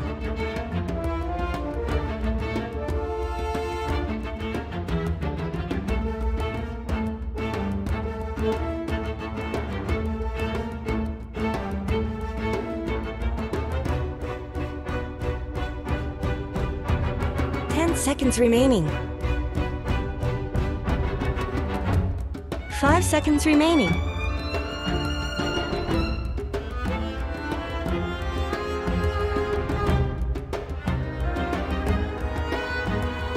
Radiant team's turn to pick.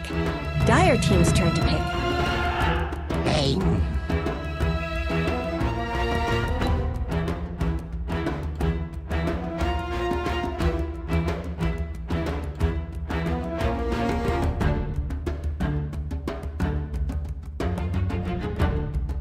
10 seconds remaining. 5 seconds remaining.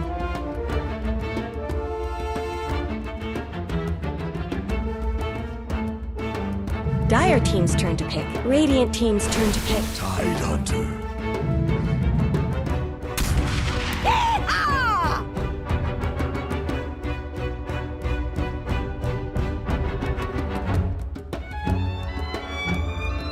Radiant team's turn to ban.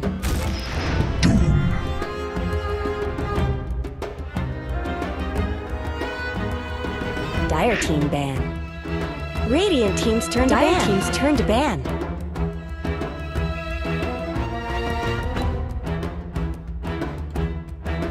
All right.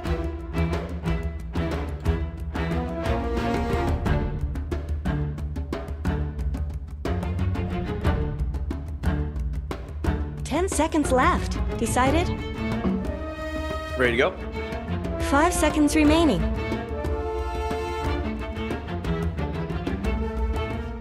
All right. Transitioning in 3. Hey everybody, welcome back here to the DPC. My name is RCryptic and I'm here with Neff, and boy, we riding high today. We just came off an incredible game number 1 between YBB and Xtreme, and a series that both Neff and myself have really been looking forward to since YBB made it into the DPC in the first place. So this is super sick to watch, and yeah, I mean, I don't know what to say, man. Game 1 might be one of the coolest games might be the best game we've watched so far at the DPC. Absolutely. I mean, there's no doubt that everyone on YBB are DPC players. They were on Extreme Gaming last season, but for them to come up and bring the hurt for team/organization there, that was just a real treat to watch. Storm, MVP of the previous game for sure. The decision making on that, man. You know, I was talking to a couple people in the chat about it just now. Sonic being one of them. He lost his tower behind like by a full level. His team is down 7 kills, but managed to find a couple, get back into the game, get his whole team back, not only boost morale, but you know, even out that XP and gold disadvantage with some of these super sick plays, and brought them back from the break. But this game, they're gonna have to do it all over again. Extreme Gaming, they're gonna run a completely different lineup, and YBB, they want to do more of the same they did last time. They're going Snapfire and the Tidehunter on their side, but Extreme with the Bane and the Doom, and Doom is one of the stronger heroes in this patch, so they're gonna have their work cut out for them. And oh my, a hero that we saw a lot of at TI, but not so much anymore. Yeah, we'll come back to that. The one thing I do really like about Extreme here is I think they're realizing that A-Unit's Tidehunter is way too much to deal with. Seconds remaining. And so rather than picking up like the Disruptor, which is traditionally one of the ways of countering this hero just from the support position, they're just like, okay, we're gonna commit a core position to it, grab the Doombringer, and your only job this game is to doom the Tidehunter and prevent him from getting Ravage. And this has been pretty much the only other response to Tidehunter. Like this is what people do, and I think against A-Unit's Tide, it's warranted. I think you do need to commit the Doom here or something to make sure that he stops just winning these team fights. Yeah, I mean, you can commit the Doom. The issue is you need something else to set up for that, because, you know, we saw the reaction time of some of these players on YBB. Rain getting his Nightmare off, you know, the Tusk in the last game, tank on that hero the moment he blinked in and tried to Walrus punch him. Yes, the Doom is a 0.5 second windup. So you got to get like the Centaur Stomp off, then into the Doom, and the Tidehunter isn't able to get his Ravage off in that time, which is kind of difficult. There's a couple other solutions, like you mentioned. There's Duel from Legion Commander that's can't be dispelled.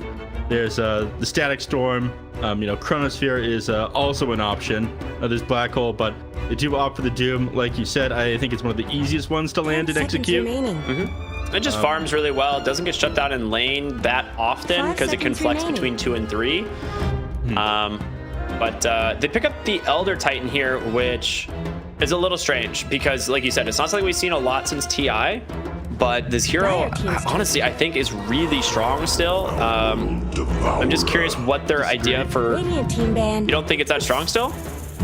No, I think it's a lot weaker than it used to be after they rescaled Astral Spirit and whatnot. Oh yeah, I mean it's definitely weaker for sure. I still feel like it has like a lot of playmaking potential. Radiant Is the teams turn thing. to ban. Oh yeah, for sure. It's great at resetting fights, getting people off of your heroes. You know, if they do commit the Doom onto the Tidehunter and get like 1 or 2 other heroes onto him, you just drop your Astral Spirit, you drop the Echo Stomp.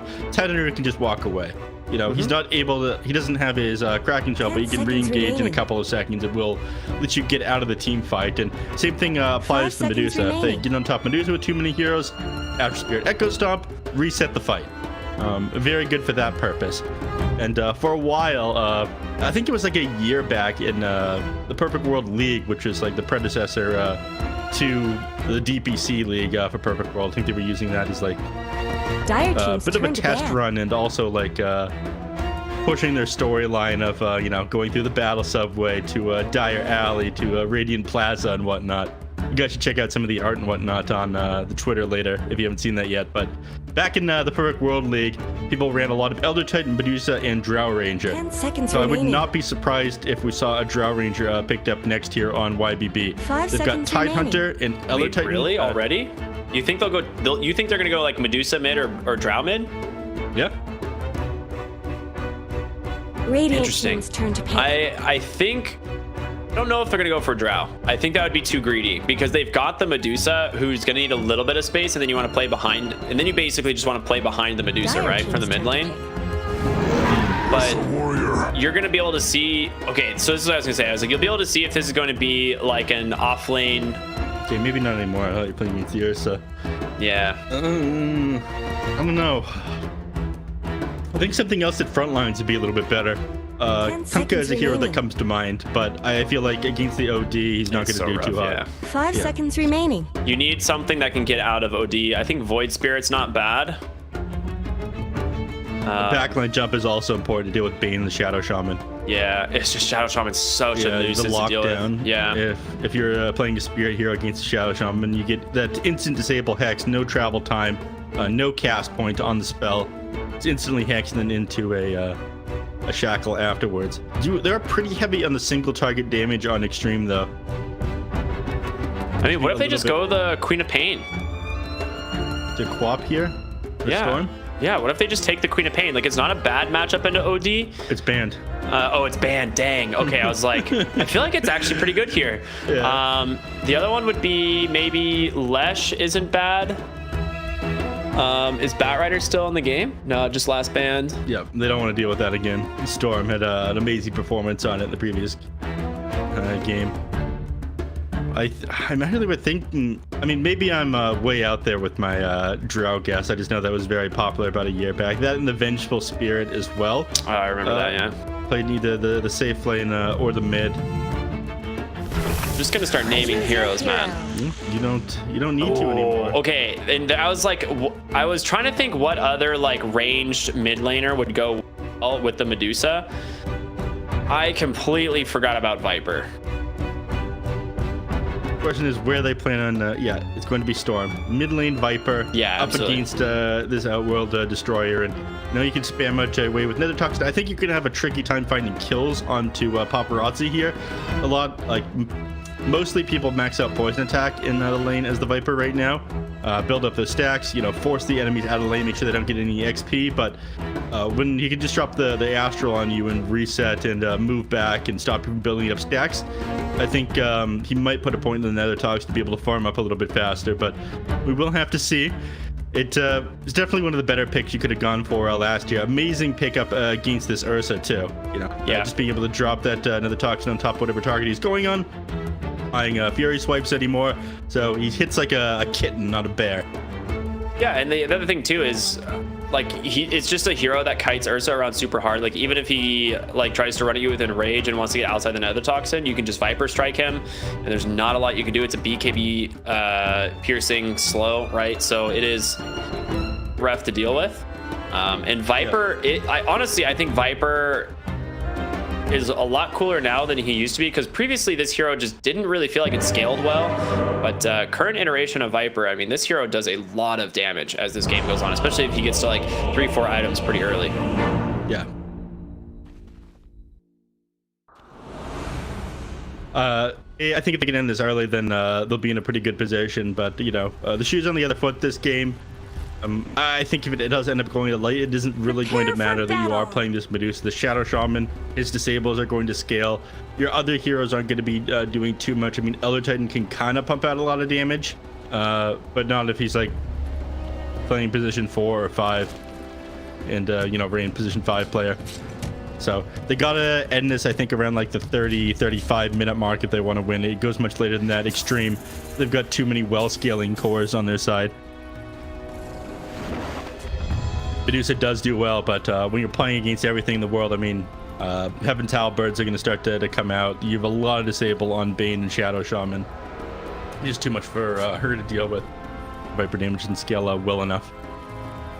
So we'll see if they can close out this game fast on YBB and take a quick 2-0 series or Xtreme game and can bring it back. They got a lot to prove here as well. It wouldn't look good for them if, you know, they were placed on Xtreme Gaming, ended up taking them out. Yeah, no kidding. I want to say last night as well, one of the things that was essential to YBB actually winning game 2 of against Magma was lose Medusa. So, if I'm not mistaken, it did get MVP last night. So this is something you do have to be very careful of. A-Unit, Let's get moving. taking a lot of damage here, but so is DY. So coming a little bit too far forward. All right, they're just gonna go 2 and 2 on the runes, it looks like, and into the lanes we go. I gotta say, I'm disappointed. If this does end up being a 2-0, 9-2-8, he's not playing any of his signature bug heroes.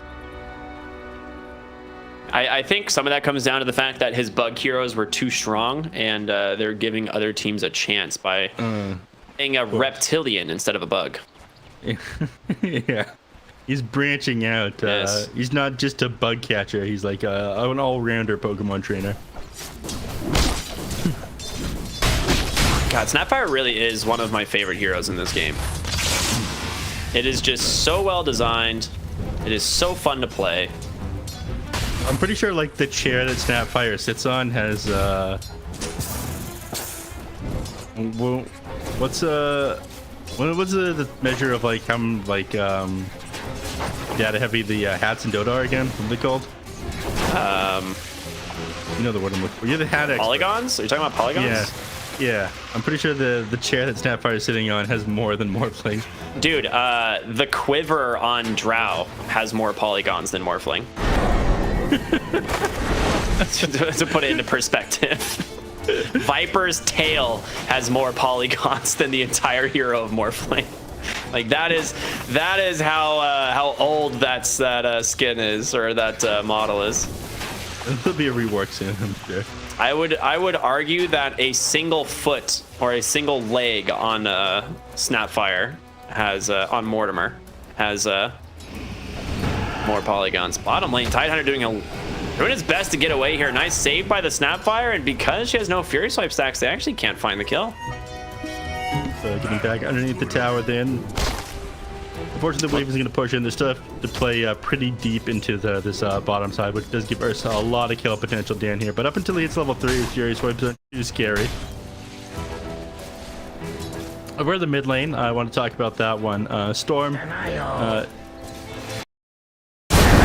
Multiple points into poison attack here. I thought he put an early point in Nether Toxin to shove in the lane, but doing a decent job at keeping Paparazzi off of these creeps. I mean, it was the other way around in the previous series, but now bringing the herd on him, all he can kind of do is, you know, spam out these astral imprisonments, go in for like 1 CS at a time.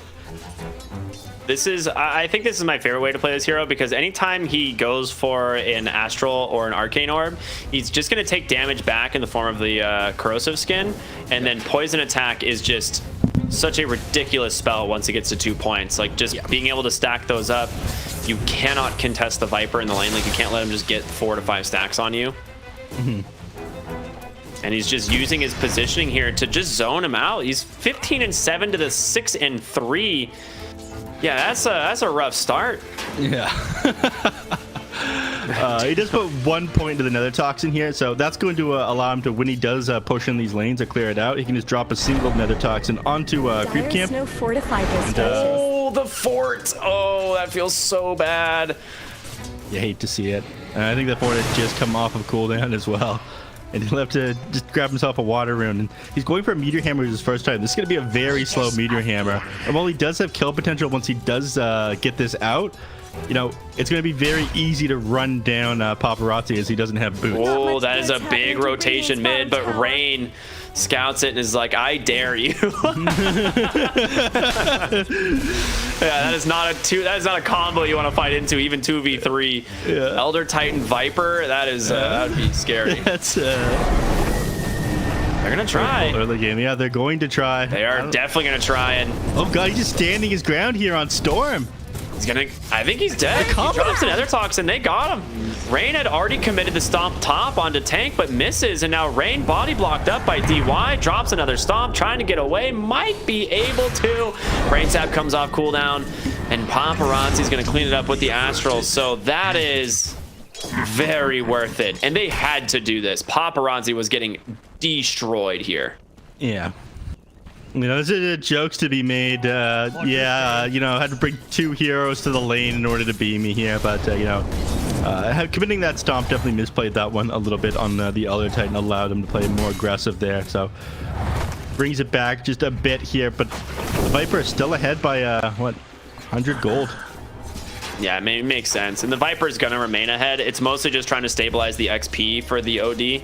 And the side lanes aren't losing out on anything, right? You have this offlane Doom who's not really pressured by the Medusa. And he did just go Pack Leader's Aura, 2 points Devour. So he's just trying to farm it up. Yeah, but in the bottom lane, you know, Ursa here that is very easily able to exist on his own. That Sentry just barely misses that ward by 928. Yeah.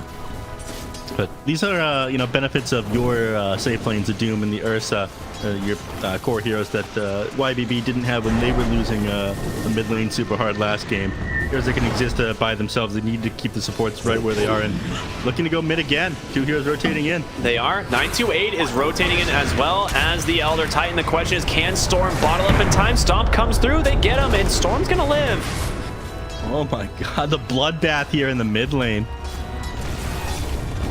And Storm, yeah, not having such a good time all of a sudden. Will they want to fight for the 6 minute He wants a tango. rings. To give him a tango too. Come on, kind of stingy, bro. He did get a lot out from the salve. Illusion comes through, cookies away, but Rain will not connect with that stomp.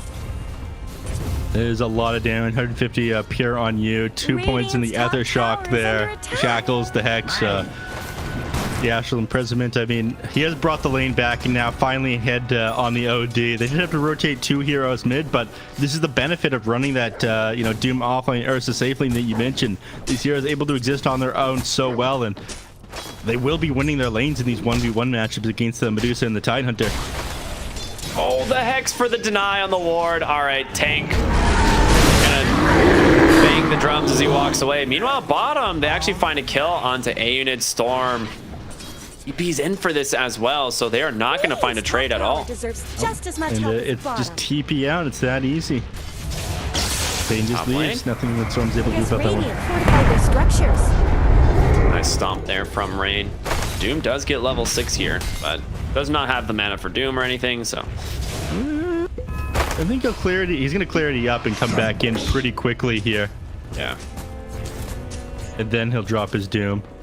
He hasn't put a point into anything just yet, but as soon as he sees his Medusa, as soon as he's got Scorched Earth back up, I think he's just going to try to run somebody down. Yeah, he puts a point into it. The only time you see Doom get to at 6 is when they're ready to chase somebody. But they're going to have to, you know, bait the Snapfire in the mid lane or make sure that Tidehunter isn't able to make a rotation if I choose to try to run down the Medusa through the jungle. DY here is just like stealing the XP of the Viper, which is kind of funny. But yeah, he's gonna drop the Doom. Okay. So you get the first Doom out onto the Elder Titan. It's not like the worst hero to commit it on because it is one of those things where now it's just on cooldown. You did your job, you got your first kill, and you can just keep farming on his way to that Midas. They go ahead and bring a unit top to protect the tower, but in the in the river. Yep, Sanity's Eclipse comes down and Storm deleted, and suddenly this Viper, who destroyed the early part of this game, is 600 gold behind the OD. Yeah, he got the help he needed, and Beanie Hammer comes out just after Viper drops, and now here comes the damage to the mid-tier 1. Oh, Xtreme, rocky start, but you know they brought it back extremely quickly. Definitely coming out on top in every single lane here. Medusa is kind of farmed, but you know I talked about at the start. She's not going to be able to do it all by herself. These other lanes don't succeed. They have tons of disable on their side. Dire structures are fortified. Yeah, for imprisonment, you know. Yeah, they're trying to just keep this tower alive.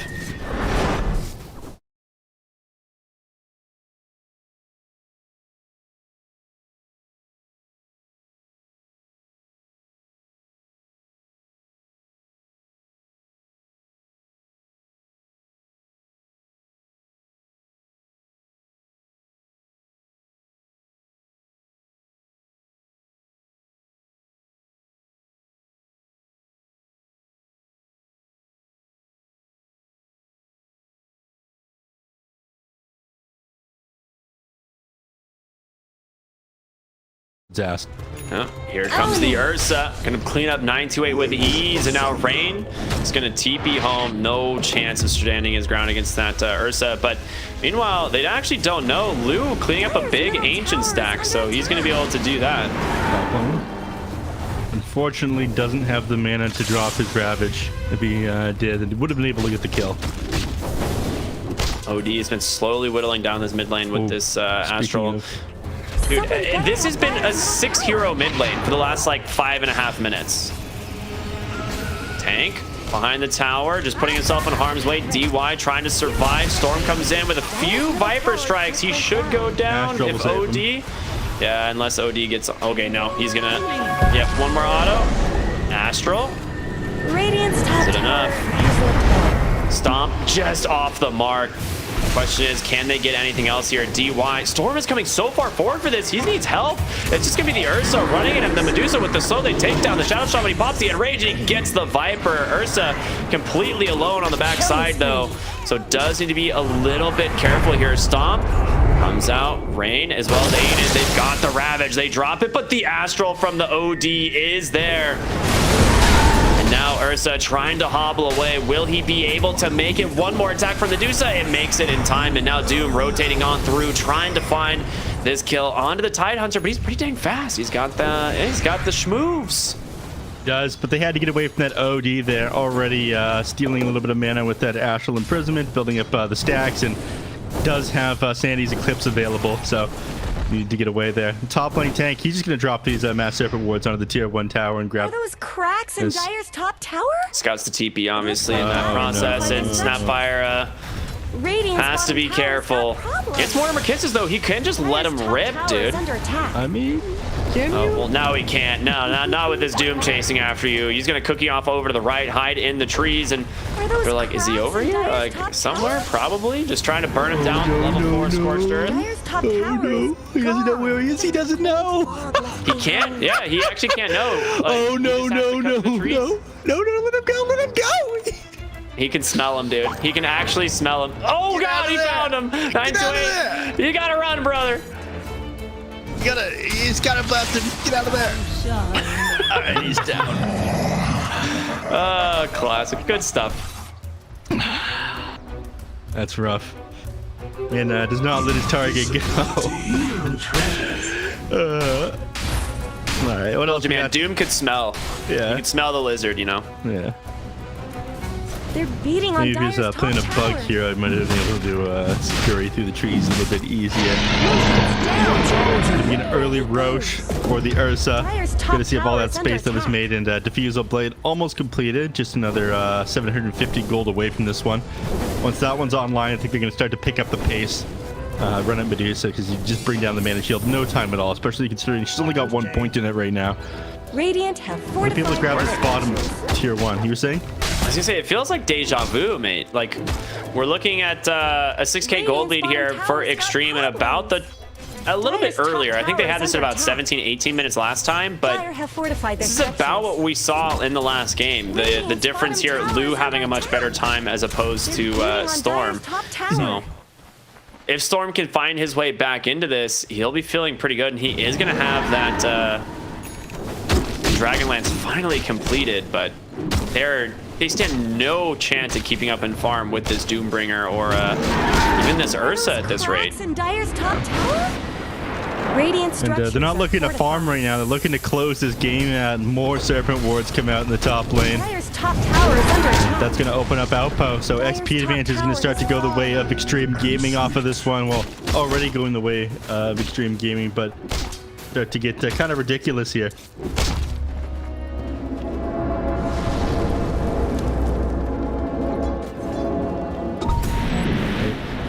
Are those There cracks it in is. Dire's There's top tower? outpost captured, and looks like they're getting in position to smoke up here. They want to be able to take a kill. They've got Tidehunter with Ravage, and they're going to wrap around a Paparazzi. Yeah, they see him perfectly done into a great body slam from 928, and you can see Astro to try and buy himself some time. DY comes through, Earth Splitter just for good measure, as Lou will find the kill. Paparazzi's first death a lot earlier this game than last, but he started getting way too far ahead after those rotation of supports in the mid lane, and they might just be able to get the tower off of this one. They got Stone They might, Gaze. but And jump in here on the Ursa. He has to pop that Enrage right away as Mortimer Kisses are coming through, and the Viper Strike as well. The Enrage, it does work, but Lou's got the Stone Gaze if he wants to try and just reset this fight, but there's going to be a really nice Nightmare comes out instead. Lou trying to chase him down. Can they get on top of the Ursa? They cannot. Forced to disengage. Nice save by DY there.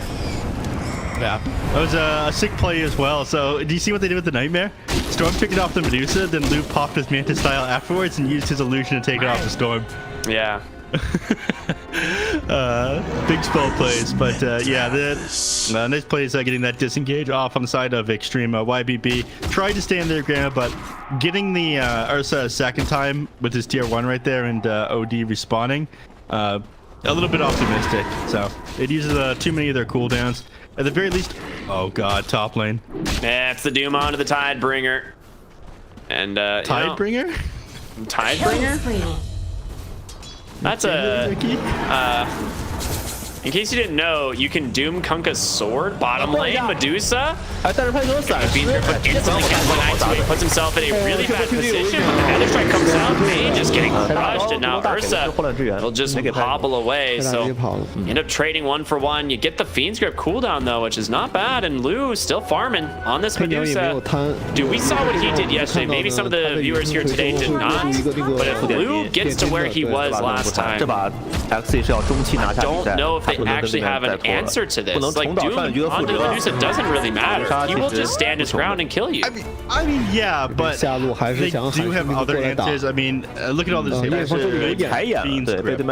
Shackles, Hex, Astral Imprisonment, and then they can start to build Heaven's Halberds on these heroes.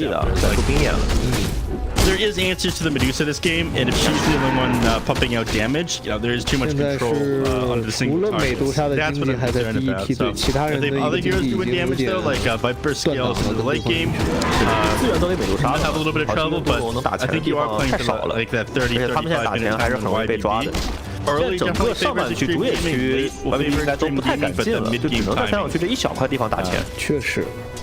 Before Viper starts to fall off, the magic damage of Mortimer Kisses and Ravage starts to fall off, I think they'll do okay. Smoke up here once again. YBB behind the Medusa. They want to try and get this tier 1 tower. And Aiden has this blink dagger. Jump in, find tank, nice hacks, but very dead still. Another crack in this mid-tier 1. At this point, I think they'll be forced to give that one up. Middle tower If all 5 heroes make that rotation, you're forced to fight into a Ravage. You'd say, okay, I'd rather not. Yeah, definitely rather not. Doom is super far, man. He's got his BKB. He is about to finish the blink dagger. He's gonna get off this camp right now. And there it is. Paparazzi almost do a BKB as well. Blink dagger on courier for the Ursa. So that's a big pickup for him as well as he queues up his BKB. Nightmare finds a Snapfire. Does it look like they're going to be able to re-engage DY? You'll find Aiden on the backside. Pump faking the Ravage. 928, no way out, right? Burns down there to the meteor hammer. Can't survive that one. Not enough. Yeah, could have used another. 200 health talent at 10. easier time surviving things once you've got that online, but until then, a bit rough. 东这边也非常小心。这波盾团感觉 YBB Point Dagger on Tide, he's doesn't need 这个隐身又回来了。 more than 1 point in his Ravage. He's almost hitting his 压了一下视野，压对方三角区 afterwards. 还是想压 a little bit more damage in these team fights at 美杜莎 that 差点 point, 前 but 兵眼。 you know, Xtreme Gaming, mounting the pressure on, and they've got 等 like 一 the 个 Laser 19 Blade 分 Blink 钟 on the 封下 air. 对方这个远古呀。对，这个兵眼很关键。美杜莎如果说更新兵眼能够打赢一波反手团的话，装 Dude, 备 even 就 the 一下子 supports on 会 Xtreme 好 are 很 really 多。 farmed. Like the influence is done on the Shadow Shaman, and DY almost has his 4 staff, so they're feeling really strong just out of those 2 supports, like in what they can bring to the fights, as opposed to, you know, like this Elder Titan who, I mean, realistically doesn't have 很 anything. 怕这个超级大了。 I mean, you don't need anything on the Elder Titan, which is 这边 nice. 前场被点之后 ，Paparazzi 退了。 X 这波应该想先推下，把下路这一塔先推了。 but 哎，美杜莎的兵眼被杜牧一脚砍掉了，很关键。 Oh, he's gonna get another courier. 一只鸡 Oh god. 是的，竞技球，竞技球，好，应该还没有 A 的。 on courier 哎 right 呦， there. 这个哇，这2分钟没有很宝贵了呀，2分钟美杜莎没兵眼。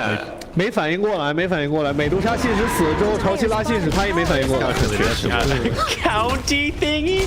I'm sorry. Are you trying to calculate 这个影响 170 还是 times 很大的。 5? 兵眼跟2个击剑球差很多。 Look, I know it's not hard. 那这样的 Is 话， that what you were 进 doing? 攻 Is 演 that 的 your 也不好 county 了。 thingy? Is that what you're doing 等 with 一 your 下要 county 压 right 这个 now? 二塔， 870? 可能会直接 Or what? 把二塔 170 也 times 推 5? 了 Is that what you're doing? 上路河道是个 double， Okay, no worries. I just want to double check that. That's 还不 what. 会有点什么邪念吧？看到 double 了。这个盾没刷，我们这个显示应该是 Drop it on my desk real quick. 不一样了。 Yes, those are quite large. Yeah, but then again, you do live in a mansion, so 这波想绕后打，想开雾绕后。如果对方推2塔的话，潮汐踩个好大。 Depends on county things. 直接秒中过。 perfectly timed. He 秒掉。 just walked to the low ground, so wouldn't be able to see this 对，这一 coming. 波 Lou 打了 X kill there with the 意想不 DD. 到。 DY 对方 just 这波 gonna 居 hide 然 in 敢 trees 打 for a。moment. He's wants nothing to do with this. Speaking of the bait, 他都没有拿到 he 兵眼。 says screw force that 对 baby. 方扫描扫到了。 直接没控制。 Right. He's living large. I mean, you mentioned a lot of these heroes are pretty farmed. And 好，这显示肉山还有 does 一 have 分 the 半 second 刷新 concept, but 了 they're going to 这个 tricky 盾非 time 常关键。 interrupting that beam sweep. The Ravage will do the 1 分 trick, 半， but 这样美 I 杜莎 think 的 it's 信 going 使 to 应 be 该是 just 可 the 以复 Ravage 活 side. 拿到兵眼的。对， Outside of that, I don't know. Stomp Later, or 炒地 Ravage, 好大刀 that was pretty much it. 拍拍熊那个经济应该 BKB 还差一点，差一点。 He's got that 这段时间看能不能在肉 Rashawn 山 going to 刷 respond 之 in 前把 another 这个 minute BKB here, 做 so 出来。 both teams are probably going to make their way over there. 三角区资源 Not so great for the side of YBB. They'd rather 40 seconds of Ravage being on cooldown when the Roche respawns, but they can stall it out for a little bit. Not much good's happening to Radiant's 这 bottom 把呢 tower. ，XG 不同于第一局，就是他们跟对方僵持的时候呢，经济差比上局要多一些，1倍嘛，上一把是4000，这把是8000。对，因为这一局他们中单用英雄不太容易打钱了，中期古龙打钱太慢了。他是拆魔龙枪强行合出了 BKB 这一波，二代盾奖给，过来遮掩。但是开雾的 They find the snapfire. 不能卖了啊。 Okay. 杜牧手上还有大招， Got there, Vine 还想留， jumps right on in 没 with 有 that 后续 war 留人， stomp. 这样把视野占回来就等盾了。 9K gold lead. It's starting to look pretty bleak here for YBB. They're just all picking up so many big items here on the side of Xtreme, and the only thing you have on this Viper is like BKB. Lou does manage to pick up a Chrysalis after this Scotty, but it's really just the Medusa at this point. Like, he is everything for YBB. Oh, BKB comes out for the Viper, but they doom him right away. Lou forced to pop the ult to stop this engagement. Honestly, the fact that he got his BKB off there, I think saved him. Yeah, because he was going to get Infernal Bladed. 然后毒龙是没有 BKB 的，怎么说？ Up now. They gotta get this. They got 20 seconds till Ravage is off the cooldown. They're pinging out. They know that they're in there. Versatile is incredibly fast. They're not gonna get 已 right 经来 now. 不及了。 Yeah, 而 no 且没有 chance 任 at 何 all. 视野， It is 但竞技有 already 通过人看到的时候， OD also has a time. They're going to pick up the shard as well as 魂 the 道盾 Aegis 已经 on 没 the 了 Ursa. 赶紧跑。 They are looking for 跳过来再 Lou 砍 on for the moment. 接上 In 一 some 个 trouble. 外 No 加 Ravage, 2 2 seconds. He's just 经 dead. 验的美杜莎 Lou has 没 no 了。 chance to get out of here. Tower isn't going to 这 last 波来 very 的很 Catch 强 there 势，撤 by 退不及时，而 DY 且 and Tank, 落 of 后 course, 脱 now 节的 turn 是 their 美杜 attention 莎 over to。the Elder 对，这 Titan. 波稍微有点犹豫了。 Next side of the fight though, they're chasing down the Doom. 哎，反了怎么着？ 黑鸟有关， Just 穿 gets 队友， melted by 然后下 Paparazzi. 杀 A 敌人。 beautiful Astral to save him. 4 heroes go down. Triple kill 黑鸟 for 直接拿到一个 DOD. 3杀。 That Doom played that fight absolutely absolutely insane. He didn't have the Duke available, but he kept both the Viper and the Tidehunter on him on the backside of the fight. 而且对方这一局上高能力还可以，有飞鸟引擎锤，有小白的蛇棒， a little bit too late to lose off cooldown there. If it was, able to see him right beside the Medusa, off the Ravage, the shadows came out from the Shadow Shaman, but the fight turns around and things way too difficult now inside of the Xtreme game. There's still Fortify available, so they aren't going to try to go up the high ground here against YBB, but at this point the game becomes an uphill struggle for them. Xtreme game and bringing the hurt in game number 2 here. Yeah, 15,000 experience and 15,000 gold, 17,000 XP advantage. So yeah, it is. They're looking really strong. I mean, YBB's got to do something. Maybe smoke with the Ravage you have now. I think that's what they're contemplating. Yeah, they are going to go for it. See if they can find something. Dire scan. YBB 这波如果跟对方开解团来的话，相当于就是决胜盘。 However, Ursa's going to show on the bottom wave, so they are going to just go ahead and beeline there. 那个人不齐，中 Where are they going mid? Okay, they're going 应该是小歪吧。 in for the Shaman? 潮汐打小歪，就给个巨浪减速，不可能放大的。 Tank with the stomp, gonna hold him down. They will take that kill. 想关，这个杜米有大， something he decides he does not want 想打是可以打的，3盒 BKB 杜米有大。 He's got the blink dagger now. 死了一个小歪的话，还是先求稳吧。 But that Ursa's not an easy fight either. I mean, when everyone's off the map like that, they're going to figure, okay, they're sitting behind the important hero with the Aegis. Even if they bring him down like a single time, he gets back up, he's got BKB, he's got Enrage. He's able to stall out for like a good 15-20 seconds. 点了假眼，看到了美杜莎， And that's enough. 还不错。杜姆能跳到吗？ They jump in, the Doom comes out, but a BKB dodges the Ravage entirely, and Medusa just melted. Beats grip onto the Viper. They are crumbling. Rain with the stomp, but it doesn't matter. Triple kill for the Ursa. 这局应该是 Everything spent on the side of YBB as well. I mean, they just have nothing left. They cannot take these fights at all. 是他们的1、2号位各收获了一个3杀。 They know对 not much he's able to do. 这主要是 YBB 没有时间了。上一把他蝙蝠能抢到那个盾，帮大哥争取的时间。但是 XE 在上一局那样输过一回之后，不可能让你再用这样的姿势再来干我一次了。对 ，I'm starting to think they're able to find a way back. 就这把真的还是拖到5分钟的话 ，XE 只要看经济嘛。如果说杜牧神装对吧，黑鸟也神装是好打的，不像上一局他中单火女打 PA 就不一样。 The fact that Xtreme Gaming made the call to literally try lane mid lane, probably won them this game because it was looking incredibly bleak in the mid lane as well as the side lanes because Lou wasn't struggling at all. He was gonna find farm, but you know, Doom and Ursa totally fine solo laning. 放弃，反正还有手高，高地还在嘛，就他们美杜莎手高还是有一点说法，但是装备差太多了。DY 这把是玩爽了，上一把他是 cooldown by 45 seconds and gives you the 2 illusions. I forgot about the cooldown reduction on this thing. Nobody ever picks up the Aghanim Scepter just because you don't have the gold on Bane. Too busy buying wards, playing position 5, you get Glimmer Capes and whatnot.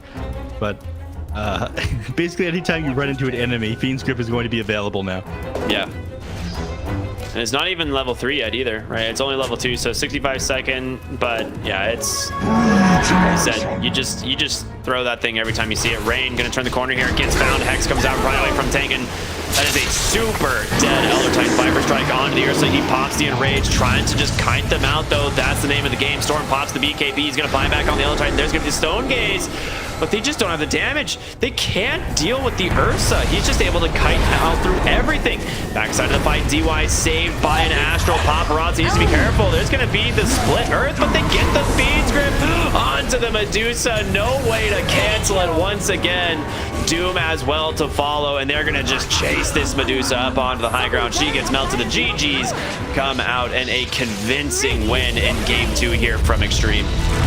Just 27 minutes, Xtreme game, and they played that one quick, like you mentioned, brought it back from that mid lane, and I mean, they played these team fights perfectly. In the last game, you know, Tidehunter, he had some sick ravages. This game, you know, BKBs came out the moment that he would have had any opportune ravages there, so.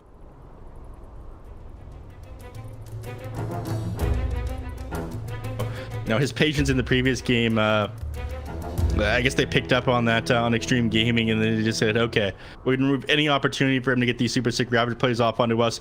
We're going to completely take down Storm to the mid lane this game. These were the two significant problems that we had. We can deal with this carry as long as nobody else is doing damage. So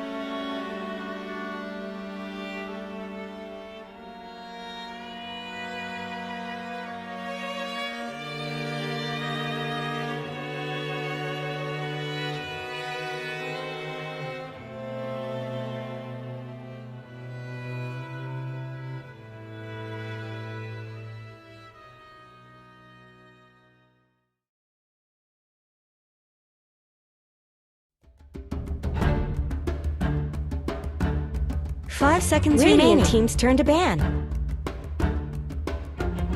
Dire team's turn to ban.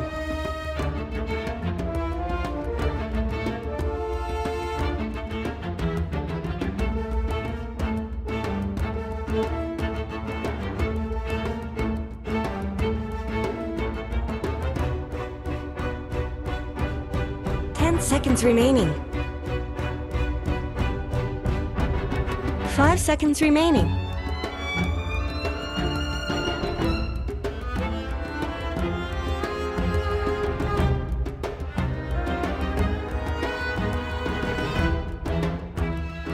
Radiant team ban.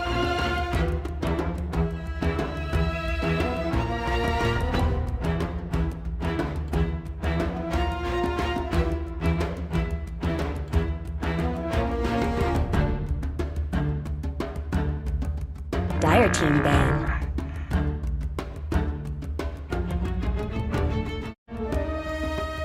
Radiant team's turn to pick.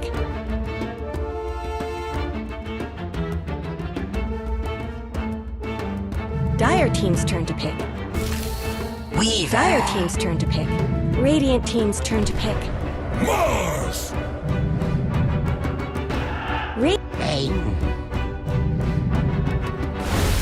Tide Hunter.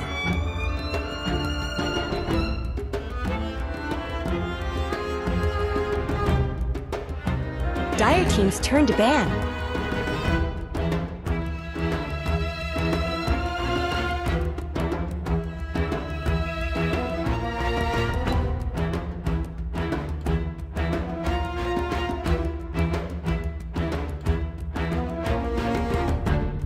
Seconds remaining. 5 seconds remaining.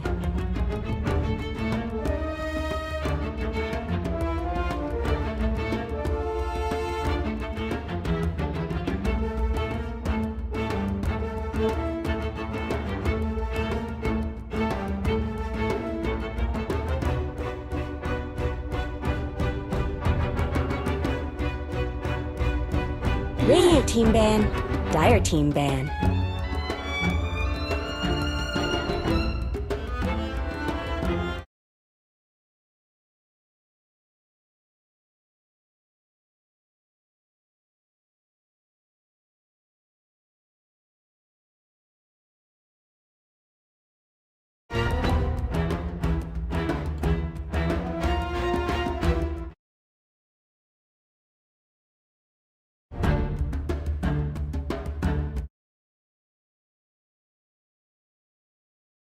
VG. 10 seconds remaining.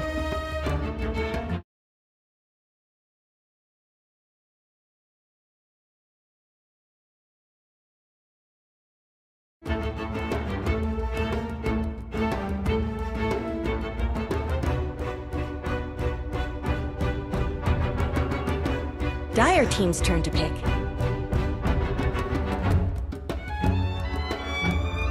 Radiant team's turn to pick. Templar Assassin.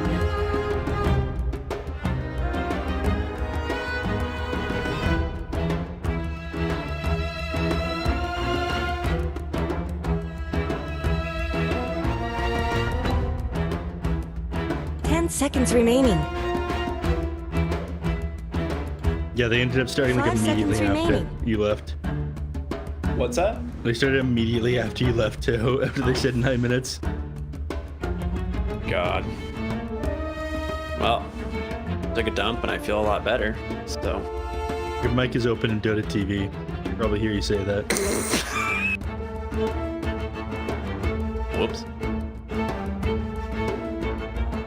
Radiant team's turn to pick. I'm sure no one heard it. Disruptor. It's fine. All right, ready to go? Sure. Let's go. Transitioning into id. Hey everybody, welcome back here to the DPC. My name is Cryptic. I'm here with Neff. We're feeling pretty good. It's a great start to the night. Yeah, me especially. Yeah. Shout out to all the Dota Tweet TV viewers there. Let's get the show on the road. You probably shouldn't have said anything after that. Now we're gonna go back and check. So we got Weaver, Tidehunter, Disruptor, Ursa on one side. On the other, we got Mars, Vayne, Assassin, and Dark Willow. A lot of heroes picked up already. Xtreme Gaming, they're going to go for the Weaver themselves. We don't get to see 928 playing any of his signature bug heroes this game, which is a little bit disappointing, but their confidence a little bit shaken after the last match. You know, before they open with Tidehunter and the Snapfire, 2 games in a row. Now, a little bit different. They go for the Mars and the Bane instead. Yeah, and I think part of it is they just wanted to have some way of like locking down this Weaver or dealing with the Weaver in the lane, right? Bane is one of the heroes that is decent at trading with the Weaver, but I'm surprised it made it through the draft, to be honest. Like a lot of people, I definitely am. Weaver making it through is a little bit surprising, but the Death Prophet Razor bans aren't surprising. I mean, they ran this with huge success every single game during the qualifiers on YBB. At least every game that it wasn't banned out, so they're playing against it and figured out how to play against it, so I'm just gonna get rid of it completely. There it is. We see a Shadow Fiend picked up, Ricky, one of your personal favorites. Not something that I feel is you know, competitive viable. I think the hero is a little bit underwhelming. He's too easy to get on top of, easy to blow up. You need to build so many defensive items, and at that point, why not just pick another hero? But Xtreme Gaming, you know, looking really good, not just last game, but game number 1 as well before YBB managed to bring it back. So maybe just feeling themselves super confident enough to run the Shadow Fiend. And YBB, I guess they got to decide what hero they're going to pick up to get on top of it. Mars is a decent start. Dark Willow's decent with the Mars as well, but go ahead. You just need something from the safe. I think it's going to be Storm TA mid for sure. So I think what we're looking for here is Lou's safe lane hero that matches up well into Tidehunter as well as the Ursa. Okay. So the question is, you know, what is it that you could pick? They ban out the Drow, they ban out the Troll Warlord. I think both of those were great options. But is there someone outside of me? No, what? There's someone at the door. Oh, was there? Oh yeah. Hey, can someone let me inside? It looks like they have an apron on. I think they're cooking. Oh, is that the Shadow? Are they grilling over there? I think they're grilling out there, man. Yeah, he's got tongs as well. Yeah, that's a chef right there, dude. All right, they're living the life. Well done, Xtreme. No, that's YBB. No, that's Xtreme. YBB's on silver on the right side. Oh yeah. But the question is, what are they gonna do here? I mean, what's the chance? Oh, okay. There it is. I was gonna say, what's the chance that they decide to run Lou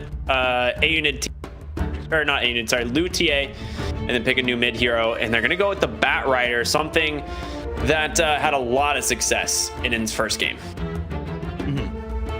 Played incredibly well on that one. You know, despite losing the lane, he managed to bring it back pretty quickly. So, and I think you do have an easier time dealing with Shadow Fiend than you did with the Lina. It's easier to get on top of him. Once you're on top of him, it's much harder for him to trade. Once he gets his ultimate, it's a little bit more difficult, but it's very rarely picked up at level 6 on the Shadow Fiend anyway. So as long as you don't let him build up his raises as he comes towards you, you can deal with the Bat Rider fairly easily. You win those trades every single time once you get on top of him. So, you know, the allied heroes there on Xtreme Gaming, they're gonna have to keep their TPs off of cooldown every time one of those are wasted. I think Storm is just gonna play as aggressive as possible, get on top of him and blow up this SF, and probably gonna start to play. The supports are probably gonna make some early movement to place wards inside the jungle to try to punish the Shadow. I think it's greedy farming as well, because that's just how the heroes played.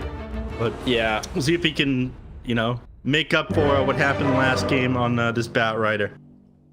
I'm excited for it, man. It's going to be a really good match. Bat Rider into the Storm, or it's not a Storm. Bat Rider, I'm playing the player there. Bat Rider into Shadow Fiend. It's pretty good. It's a pretty good lane for the Bat Rider, honestly. Like he can get on top of this hero pretty easily. He doesn't like to build Lincoln Sphere. There are 2 builds still for Shadow Fiend. I think the right-click damage build is probably still the best, but in the mid lane, a lot of times we see like the Yules, the BKB Blink, stuff like that still. So we'll see how this goes as we jump into the 3rd and final game here of this series. It is Xtreme Gaming versus YBB Dawnbreaker. Let's get it going.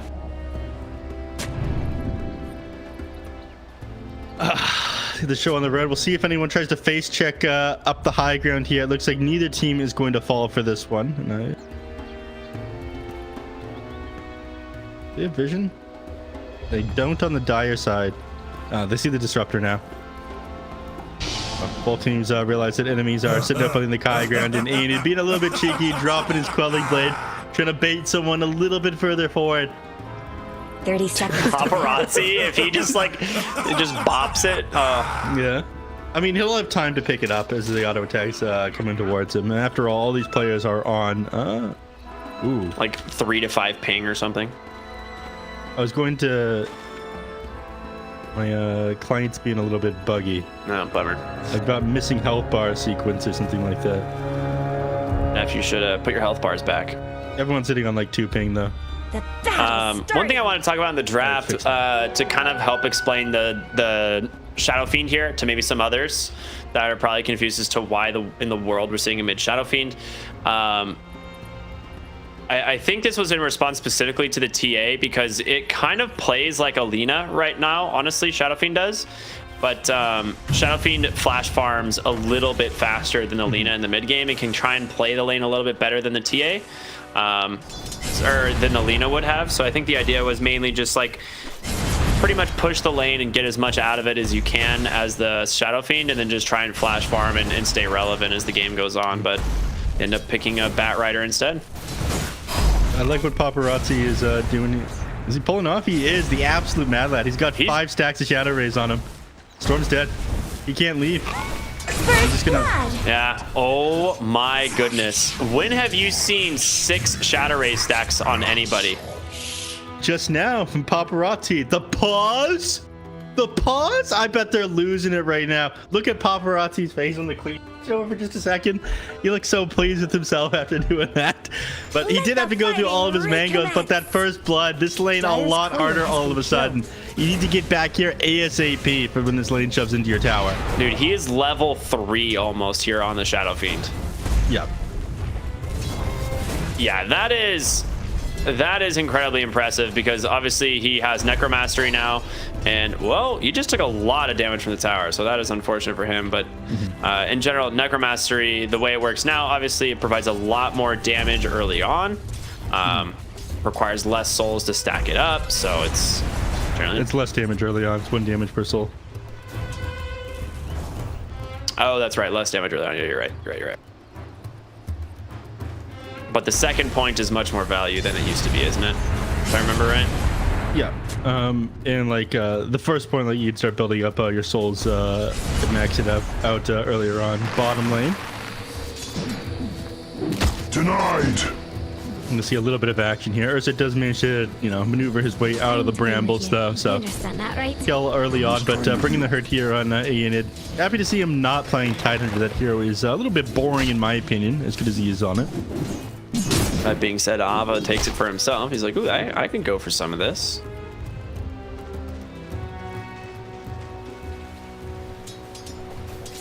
But yeah, the Mars, this is the first time we've seen it today, you and I at least. Like, it's something that's almost always banned. So they pick it up themselves for the side of YBB. And they grab a Dark Willow for 928. So, still with the, like, kind of... I mean, is this on theme? She's a fairy. I don't know. Sure. It's not on theme for 928, I suppose. I mean, it's not a bug hero, so not so sure.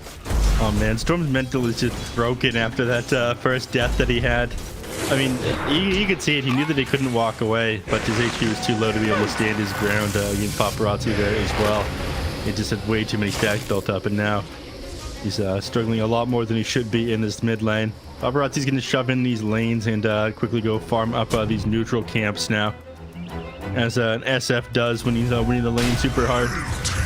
He'll have to play recovery here on Storm. Maybe one of his supports are going to be able to rotate in, like a single disable or like a single bramble landing on the SF, or even like Bane rolling up on him and dropping Nightmare so Storm can close the distance would be enough to find a kill.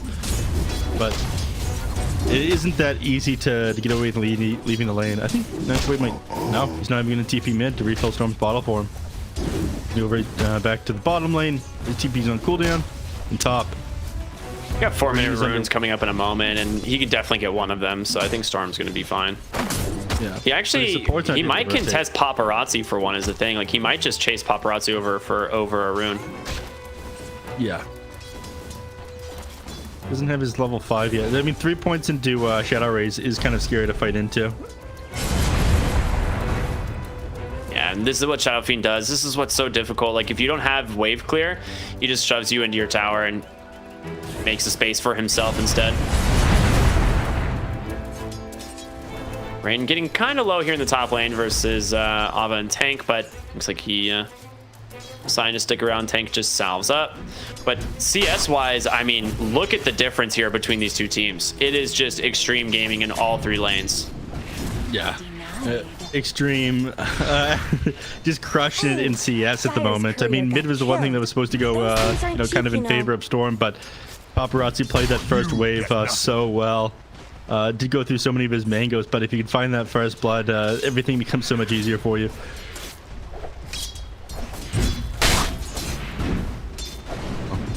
And I think once the supports are able to start making rotations and Storm can, you know, actually get on top of Paparazzi without like walking into 3 Shadow Raises, he's going to be able to find kills. But until then, I think he's going to favor the side of Xtreme. Not much kill potential here on the top lane between the Tidehunter and the Weaver against the TA, though. You're just going to be able to disengage with the Nightmare if anything should go wrong. But sitting at no mana right now on Rain. Yeah, I was just thinking about that. He doesn't really have much playmaking potential without any mana there, but Lou, man, Lou is really struggling for CS as well. He's 20-2. Meanwhile, the Tidehunter 24-7. He's got a massive creep wave to farm as well. Yeah. And he just ignores. He just completely ignores them. Yeah. Gets rid of all of his damage as well with that anchor smash. Does give him range 9 off mid lane. Ooh, nice Requiem there from Paparazzi. Storm in trouble underneath his tower. He's got the bugs. Gonna get glimpsed right back into another raise and 3-man rotation to the center lane. Now Rain as well. Gonna go down here. Ends up being a double kill. 4 points in the raise. The haste rune making it that much easier. Yeah, he actually put a point into his Requiem of Souls at level 6 there. Forced the Bat Rider off of him because he hadn't hit his level 6 of his own. I think he tried to keep it onto him, and then again, he was just forced off, punished there. And I was talking about that at the start. It's so rare for Shadow Fiends to do that, but if you do get it and you're winning this lane to begin with, you can shut down this Bat Rider even harder. It's your tool to disengage. Oh, with that, managed to find yet another kill off onto Storm here. Yeah, he really wanted to just use the lasso to secure the haste rune top and like flame break them back in and try to get the lasso, but it didn't close the gap in time. And like you said, the Requiem, perfect zoning tool, sets up extra raise as well. So really smart there by Paparazzi, and top of the net worth by a landslide. Like he is farming incredibly well. 4K here at 7 minutes into the game. Denied. Let's see if he can find himself any neutral items here. Of course he does. Pig pole and he finds 2 on the small camp. Yeah, pig pole quite good for the Shadow Fiends. Yeah, those extra stats go a long way. You're a lot tankier with that one. He's sitting at 1100 HP, and once he gets this Dragon Lance here, between pig pole, strength treads, Dragon Lance is going to be sitting at like 1500 HP. At that point, it is not easy for the Bat Rider to set up these solo kills. And he's going to switch over to the Ocean Heart, though. Sit in the mid lane. I mean, you do need this. You don't have much mana to work with, so. Oh, yeah. If you got an Ocean Heart, 100%. Just one less all stat, but you get regen. Yeah, you'll take that. DY going to get ran down here by Storm on the Bat Rider. So picking up his first kill here finally. Nightmare from Rain does come out. Toggled on over to the Weaver.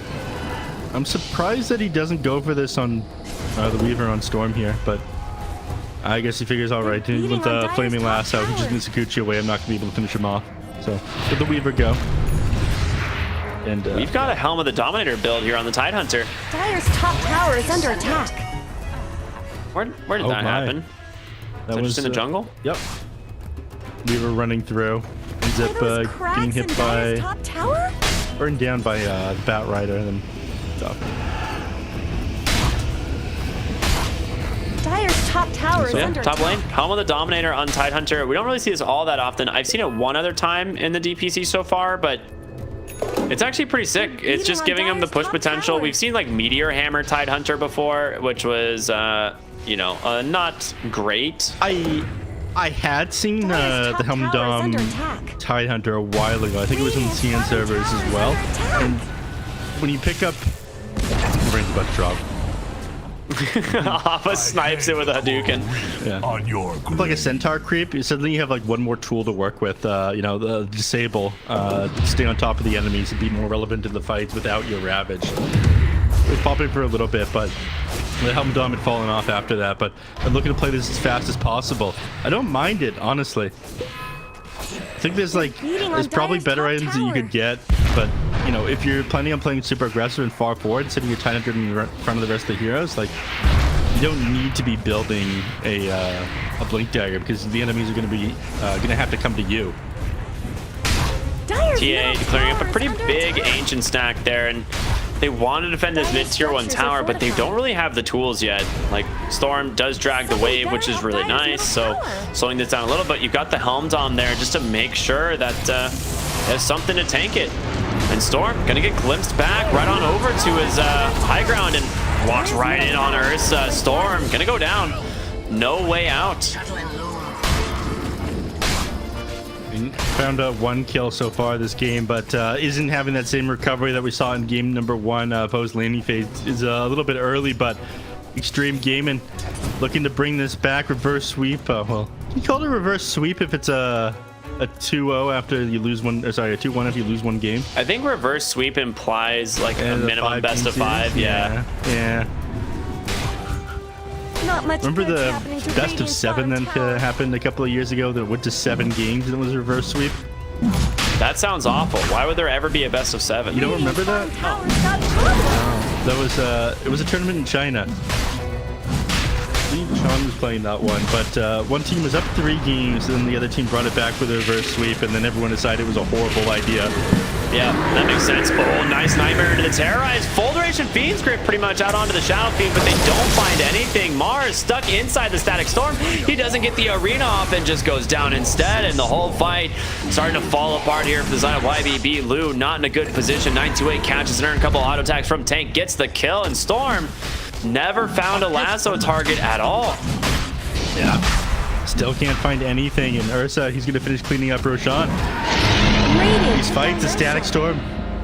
Stop them from accomplishing anything here. Way too much AoE team fight from the side of Xtreme Gaming and this SF. I think it all comes down to how well he did inside this lane. If the Batrider had done better for himself, then, you know, he might be able to set up a little bit. SF would not be doing nearly as much damage in these fights, but he's gonna get a glimpse back. Storm in a lot of trouble. He can't get out at all, and Paparazzi just gets an easy setup there. And that's a lasso as well. Still looking for Rain. I mean, this is one of the reasons you do not give Weaver up. Arena, it's available. You gotta find someone, but Paparazzi, he's gone. And Weaver on the backside just walks away.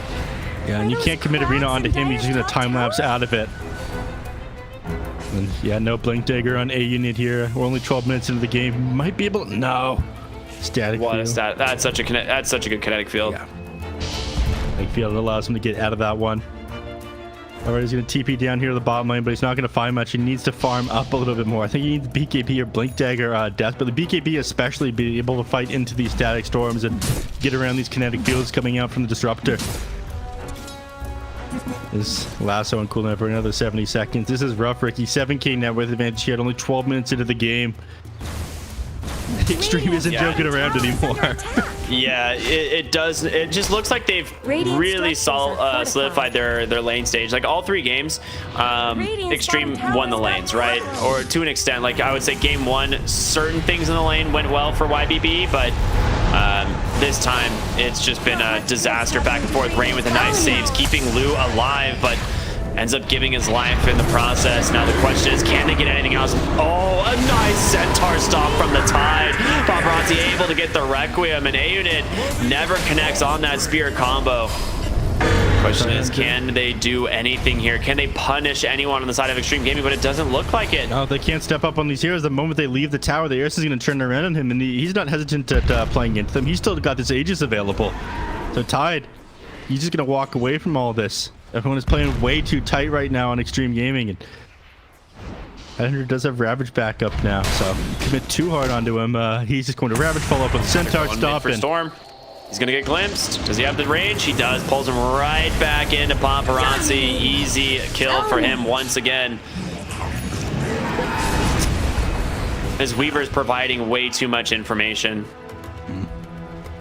I mean, this is normally something that we see out of 928. He's incredible at this, you know, on his Nyx Assassin and his Weaver, but Tank just as good, it looks like. And, you know, farmed up his Spirit Vassal, now going for this Egnum Lotus Orb. Egnum Scepter, just, yeah, and that's just going to do wonders against Batrider and Bane. Oh, DY just drops the ult right away to prevent the Dark Willow from finding the kill. A unit will clean it up, so they get one. Spirit Vessel plus the bugs out onto 928, trying to make his way back into the base, but Tank will find him here. Goes all the way up onto the high ground, has the time lapse available. Rain just gets melted on the backside, and time lapse back out. They are just tier 3s. Yeah, I was gonna say they are just feeling so strong. Not much It's on tier 3s. And it didn't have enough mana to be able to spear the Weaver back in the tower. Otherwise, you might be able to find a kill on him. He's only at level 9 right now. But again, he's such a low level here on. Unfortunately, he runs out of mana fairly quickly.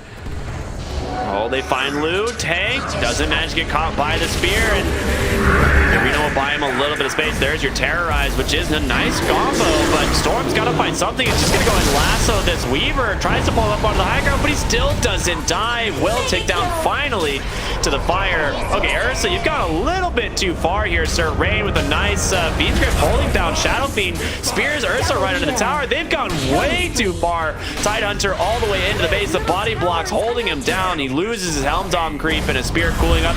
Just 1 second away. We'll be able to send him back in, but Tidehunter doing his best to avoid this Mars at all costs. Yeah, Mars is holding the spear. He's waiting for this Tidehunter to try to TP, but he'll probably try to finish him off with it. Oh, yeah, there they go. They got it. Blue gets the kill. Okay, you know. Well, if it isn't the consequences of my own actions. Yeah, basically. That's where I was kind of going with that one. You gotta dive in a situation like that, but it does swing the XP gold a little bit back in favor of YBB. It gives him a glimmer of hope. It's 14-6. It feels a lot worse than that, though. It does, 17 net worth advantage, and Storm goes it down gets a little bit worse. Yeah, that's why it feels worse, because it does. Glimpse 928. We'll go ahead and pop the Shadow Realm now.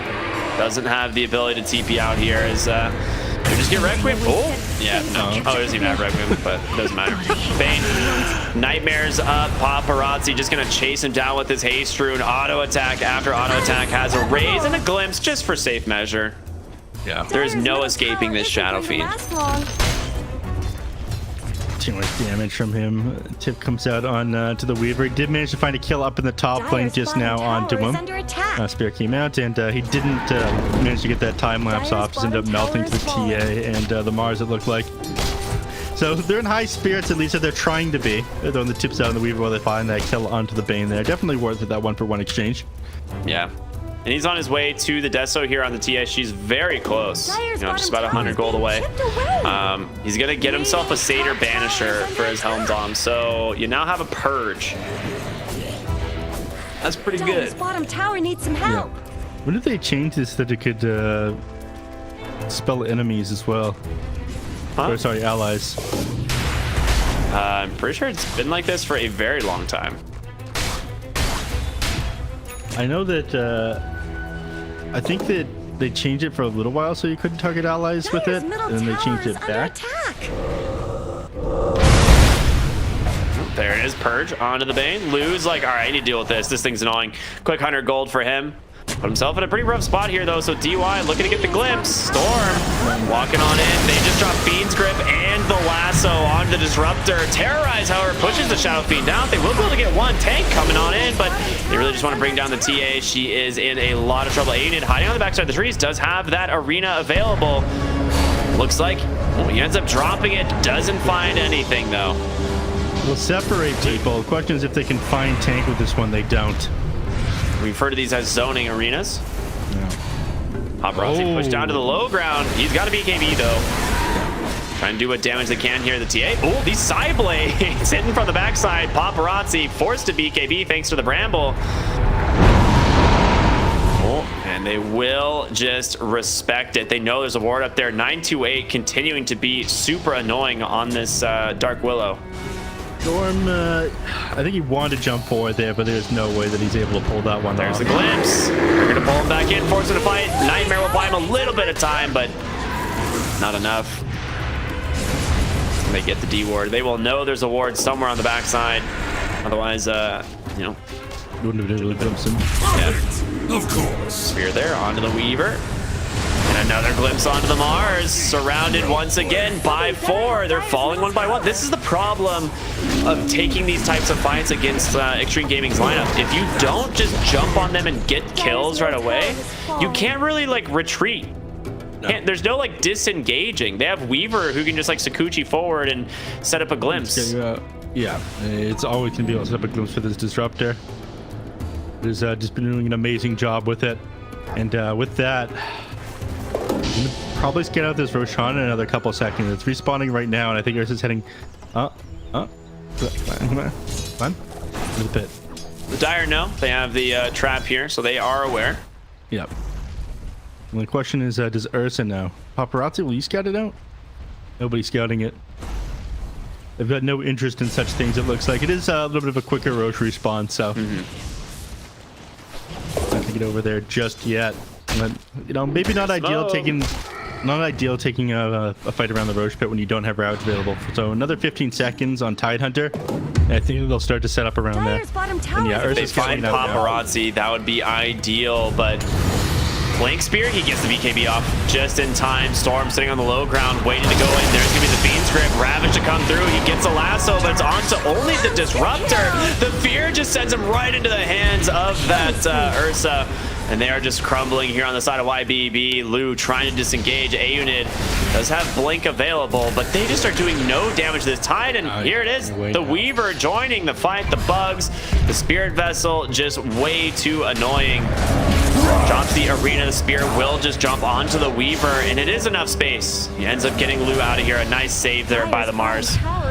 You'll survive, but I don't know. You wanted to be able to drop that lasso onto the Shadow Fiend or the backline, or when he pop his BKB originally, but you couldn't get it off. Unfortunately, you had to use it on the Disruptor so he wouldn't get the Static Storm, and couldn't blow him up fast enough. Instead, you get stuck in the Static Storm kinetic field yourself and torn apart by the Weaver. They're doing such a good job of keeping YBB separated in these fights, stopping them from getting on the targets they need to. Everybody is such a nuisance. This SF is always safe thanks to the positioning of the heroes on Xtreme Gaming. Yeah, and he's now has a Shadow Blade as well, and sure going for the Silver Edge after that. Beating on Dire's top tower. Radiant just denied their bottom. So Storm, when Aetherlands queues up the shard, he's not bothering to go BKB yet, which is really strange because I feel like that's almost always first item after the Boots of Travel on these Bat Riders, but I guess valuing the cast range on that lasso a little bit more right now. Yep. He's struggling to get on top of these targets, and the Aghanim shard being picked up. He wants to be able to smoking bottom. Storm will break the smoke from the high ground here and just pops an Invis rune. So they know they are all coming this way, and they back out. Ooh, Rain not gonna get out. DY will find him. Quick glimpse to cancel that one, of course, and so goes the way of the Ursa. With the positioning of the Disruptor there, he stopped him from being able to get the Nightmare off onto him. You just dropped the Thunderstrike on him. He wasn't auto-attacking him down, so he didn't have vision of the Disruptor while he was inside the trees there on the Bane. That's why he didn't Nightmare TP. Yeah. This abuse? A nuisance to play against. You don't have much of the map right now. 11k net worth here at 23 minutes into the game. Weaver almost has his Lotus Orb. Once this is completed, the game becomes even harder. There's like so many items that are coming up. Good timing for Xtreme Gaming. The Heaven's Tower being worked on by the Tidehunter. Paparazzi was trying to channel the Requiem, you know, from Shadowblade onto A unit, but he just like senses something is up and blinks out before he can finish channeling. Tidehunter here. Gonna take a decent chunk of damage here from the Dark Willow as well as the Batrider, but again, they don't have any way of breaking him, so he's just gonna be able to continuously remove these stacks, and Nightwing just goes down so fast. Nightmare on the backside, but Ravage from Ava gonna just completely turn this fight, and Lu forced to BKB and run Storm. Trying to do the same. Yeah. Glimpse onto Lu though, right into the static storm. A unit's gotta try and help him, drops the BKB, will spear up the Tidehunter, they get the kill, Terrorize will hold down this Ursa. He does have the Aegis, and Lu, for the moment, looks like he will live. Question is, can he make it back to base in time? He only has a few refractions left. A unit spears the Ursa underneath the tower. He's trying to come in, gets the Melt Strike, he goes down. Lu manages to live through it all just barely. And now they're looking for it. Paparazzi forced a BKB. DY, he's out of mana. Glimpse will send Rain away, but he gets the sleep in time. There's the Spirit. They somehow take a huge fight, and it's an ultra kill for the TA. Off the back of Lu there, who I was certain would go down under that kinetic field, but the beautiful arena from Mars separating the TA just far enough from the Ursa to survive those auto attacks, and then the Terrorize. I mean, not your ideal Terrorize Mars arena. They were, you know, pinned to the outside of the arena, but it ended up being enough underneath that tower. The tower flag came out, doing that extra damage, and Batrider ended up taking them out as well. And Lu, he needed to stick around to finish off that Ursa and get that kill. I thought he was going to TP out when he was in the trees there, but he manned up. They're looking to go on the Shadow Fiend. I would have got him. Maybe there. That's a Fiend's Grip. The question is, can they kill him before he gets the BKB? They got him. Paparazzi, he's dead. He didn't even have the BKB. Oh, that's so huge. Bringing it back. They pop the dust. Tank looks like he's going to be fine. I am shocked. I really am. They are in this. If they timed the spear perfectly on the SF, with the fight inside the triangle, I think they could have interrupted his BKB. It expired like 0.2 seconds after before his TP. Before the TP, yeah. But they weren't looking at the timing on him. But they got him there. They're bringing this game back. Dude, and this whole fight was taken with like the TA BKB at the very beginning of the fight and manages to survive so far even without it. So I mean, that was ridiculous. That was an absolutely ridiculous fight. Is 8k gold, but only 2,000 experience after these exchanges, and they've managed to catch the Weaver. Terrorize comes through. He's gonna walk right into the Bramble. Spirit of Follow. They are getting a lot of pickoffs now. A tank, things starting to fall apart now. I mean, look at this graph. 95% win probability, net worth, and XP. It's like out of hand there, but finally bringing it back. They get a little bit of map control off of all these kills as well, being they're going to be able to farm up. This mid tower is still standing strong. They need to be able to take this apart if they want to, you know, even more control of this map, or to be able to contest this next Roshan. But things looking better for YBB all of a sudden. I just like Lu is top of the net worth by a good margin now, and he is almost finished up at Daedalus. So this Templar Assassin is about to start doing ridiculous damage. Yeah. And she finds an Enchanted Quiver. So insult to injury for the side of Xtreme Gaming is now you have to deal with this TA that is going to Melt Strike you from like 1,000 range for like 1,000 damage, roughly. Big crits, 951 now. Titan Sliver found as well. You might hold on to that one, but I don't know. Passing that to the Batrider is also a good option. Yeah. Sends it back to base for now. I think Batrider probably take that. Smoke. Unit, it's going to get popped. Neither. Okay, I mean, they had vision here on the backside. Did see the Tidehunter. Rain putting himself in a really good spot. But Titan is not who you want, though. That's not at all. Aiden comes in, he gets the spear. The arena DY, though, drops down that static storm, but they manage to trap the Tidehunter in the arena. He goes down, doesn't bother with the Ravage, and looking for full duration on that Fiend's Grip into a lasso. They are crumbling. It's going to be a 5 for probably a get 0. Nightmare onto the Enrage. He's just dead. Triple kill for Lou. YBB just bodied Xtreme in the jungle. The absolute perfect initiation. They couldn't disable the Blink Dagger on the Mars. When the Static Storm came out, 2 BKBs were popped. Both the heroes that caught in it, Lou. And now A unit on Mars here. Absolutely insane. No one able to cancel that Fiend's Grip. They controlled everybody up perfectly. I mean, look at the damage that came out of this fight from A unit. You mentioned it yourself. This guy hurts. 4.4k damage there. And Ursa, he's the only person who touched anyone. He got 2 Earth Shocks, 2 like a couple auto attacks off, and that was it. Now Rain has done so much work on this Bane. Like we saw on the backside of the fight, like he was positioned so well, wraps all the way around, drops another ward and sentry combo to get vision on everyone. Just nightmares up that Weaver and instantly Fiend's Grip the Shadow Fiend. So that Lotus Orb never got to do anything in the fight. Yeah. By the time he's out of it, Lotus is not going to be able to break the Fiend's Grip. If you could drop it on him prior, then okay, great. But SF didn't even didn't get anything off there, and then finally laughs it up after Storm reinitiates into that fight. And BKB for himself in order to play around these Static Storms, but I think that's going to be his next item. It's going to be on the way soon. This next Roche is going to decide a lot, but this game is even now. I was just saying, look at the grass band, 53% win rate. We are down from 96 less than about 10 minutes ago, so... What does Gabe know? Gabe can't quantify, the determination of YBB to win this game. This is the most anime timeline. This really is. Lou, TA, man. I mean, Lou in general, this guy is so good. Yeah. A-Unit did a really good job, though, with that arena, like grabbing the Tidehunter, because if he ravages, it maybe hits like Willow or something, but everyone else doesn't care. Yeah, right? I mean, like 2 of the heroes had BKB off immediately as well, right? And Storm's gonna have a BKB, I'm assuming, as his next item. He went for the Aether Lens Blink, so he's getting these lassos off guaranteed.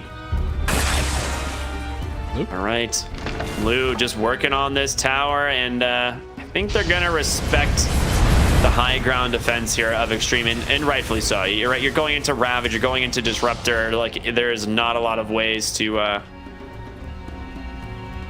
Now pushing in mid. It's going to be in a good position, somewhere near the pit when this Roche responds. But both teams are going to have vision of this. The Ogre Frost Mage sitting in the pit. Oh god. Ursa?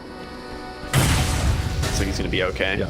Get the BKB out on the Mars though, so something useful there. And then they smoke up. They're heading. I think they're going to scout the Roshan. Yeah, both teams know that it's here. So Lou, though, does get the D ward. This makes it a little bit more difficult. In comes the Ravage. They find the TA, but can't change the BKB. Oh, she does it. Time Requiem is not there. And now Tidehunter stuck inside the arena once again. Bane gonna go ahead and put that Disruptor to sleep. Tries to finish him off, but he's still got that Fiend's Grip. They're lost the Ursa, and now about to lose that Tidehunter. Paparazzi, the one that you want to get your hands on next, but takes it away, potentially. Storm, he's got lasso, he finds him, he goes down. It's just the Weaver. Weaver gets out of this one. The Disruptor got out as well. He was sitting on the backline getting ready to interrupt the Fiend's Grip the moment it came out, and he did. He got that off onto the Bane there, but he was sitting so far back, he wasn't able to contribute much else to the fight. The Bane is doing such an excellent job at keeping everybody zoned. And when you have to spend so much time in a team fight looking out for the Bane's position, it makes Lou's job so easy. And yes, you have to commit 2 buybacks here, but chop of it. It's going to be Aegis, Cheese, and Refresher Shard. It's going to be absolutely huge. The Refresher this game, I think...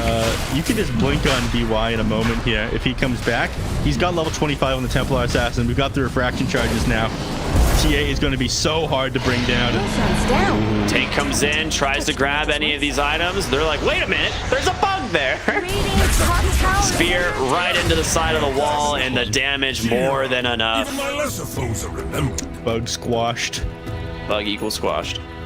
Yeah, I mean, I like this. I was going to say, I would like to see the Refresher on the Mars. Double arena in these fights is going to be ridiculously strong. We've already seen how much work it's done just trapping this Tidehunter. It is one of those older counters to the Tidehunter as well, since he wants to always get this blink initiation. He's not a hero that likes to build BKB, which he queues it up now, but if you just trap the Tidehunter inside the arena, he just kind of walks around like a chicken with his head cut off. He can't go anywhere. He can't do anything. Radiant's top tower has fallen. That's exactly what's happening.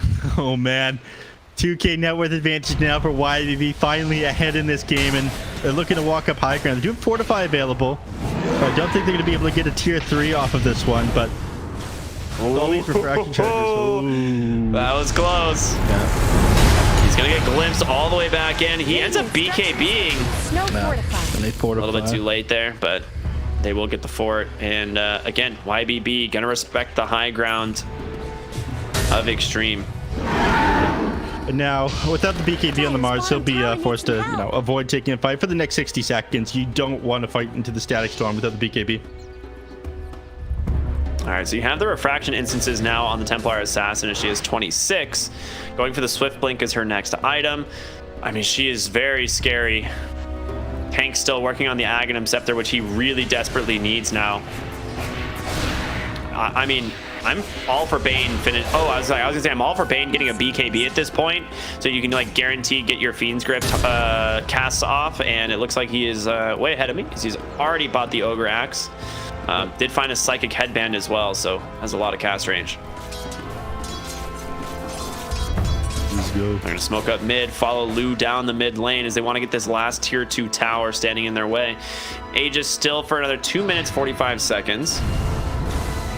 Radiant's middle tower should Wanting to be able to use this one. I mean, Templar Assassin, yeah, just maximizing DPS onto this tower, onto this creep wave. I think that's oh, she sold her boots. All right, she sold the boots to finish the Swift Blink. Interesting. That is risque for sure. But Vision up on the high ground here. Just going to continue to work on this tower. The refraction instances, pretty good. Yeah. Those are taking no damage. Literally no damage now. Yeah. You're familiar with that meme, right? Yeah. No damage on Doom. Alright, let's see. Flame break spam, quite annoying. Brambles as well onto the high ground. There's going to be the Halberd to try and slow it down a little bit, but this is where things get so difficult. Like, you have to commit pretty heavily for the TA, but she's got the Aegis and she's got so many heroes behind her, and there it is. Here we go. He jumps in the arena. He pins the Ursa down. He's got a second one to follow. And Aeonid on the backside traps him in, and Ursa goes down the lasso onto the Shadow Phoenix. He's held in place, but big Ravage as well as the disarm onto the TA. Can they bring him down? Because it's just a Fiend's Grip from downtown. Rain finally glimpsed back out. Storm, Xtreme outrunning Tank. He comes forward in the air, so able to take down the Dark Willow, but Lu pops that Disruptor again, has the Aegis. There's a beautiful spear onto the Ursa, gets the Enrage off once again, but Lu, he's still standing strong. Another disarm. Paparazzi with the Requiem, pushing him back further and further out of the base, but Lu blips back in. Can he just finish up Paparazzi? He almost does by himself. There's going to be the Aegis. Can they actually find these kills? Storm trying to run down DY. He gets him. That's going to be a dieback for both. And Tidehunter here, Ghost Scepter protecting him for the moment, but the damage from the TA, another Halberd. Once again, Ursa jumps in, gets enraged. Vayne falling here to Tank, tries to push him away, but it doesn't look like he's going to be able to survive. The big kill is going to be the Ursa, and that's the dieback. Paparazzi, he needs help. In comes Tidehunter, but Paparazzi dies. He's going to buy back as well. Loon, you need to run. BKB in 2 seconds. Can he get out? Spear, he's instead going to find the Weaver. The disarms, that's like the 20th one of this fight, and now he's dead. Weaver, time lapse is back in the fight. Paparazzi comes in, but there's the BKB from Lu. Paparazzi, he's the dieback. Ultra kill for Lu on the TA. Ghost Scepter gonna protect the Tidehunter for the moment, but another arena rampage for the TA, rightfully so. Make it a double. This is unbelievable. YBB double wipe Xtreme Gaming outside their base. Got Tidehunter back, but he doesn't have Ravage for another 45 seconds. He's got to have his help, but he's going to do his best to stall this one out. But Lu, everyone, get ready to bow to your new king. This man is absolutely insane. The damage he output in this fight.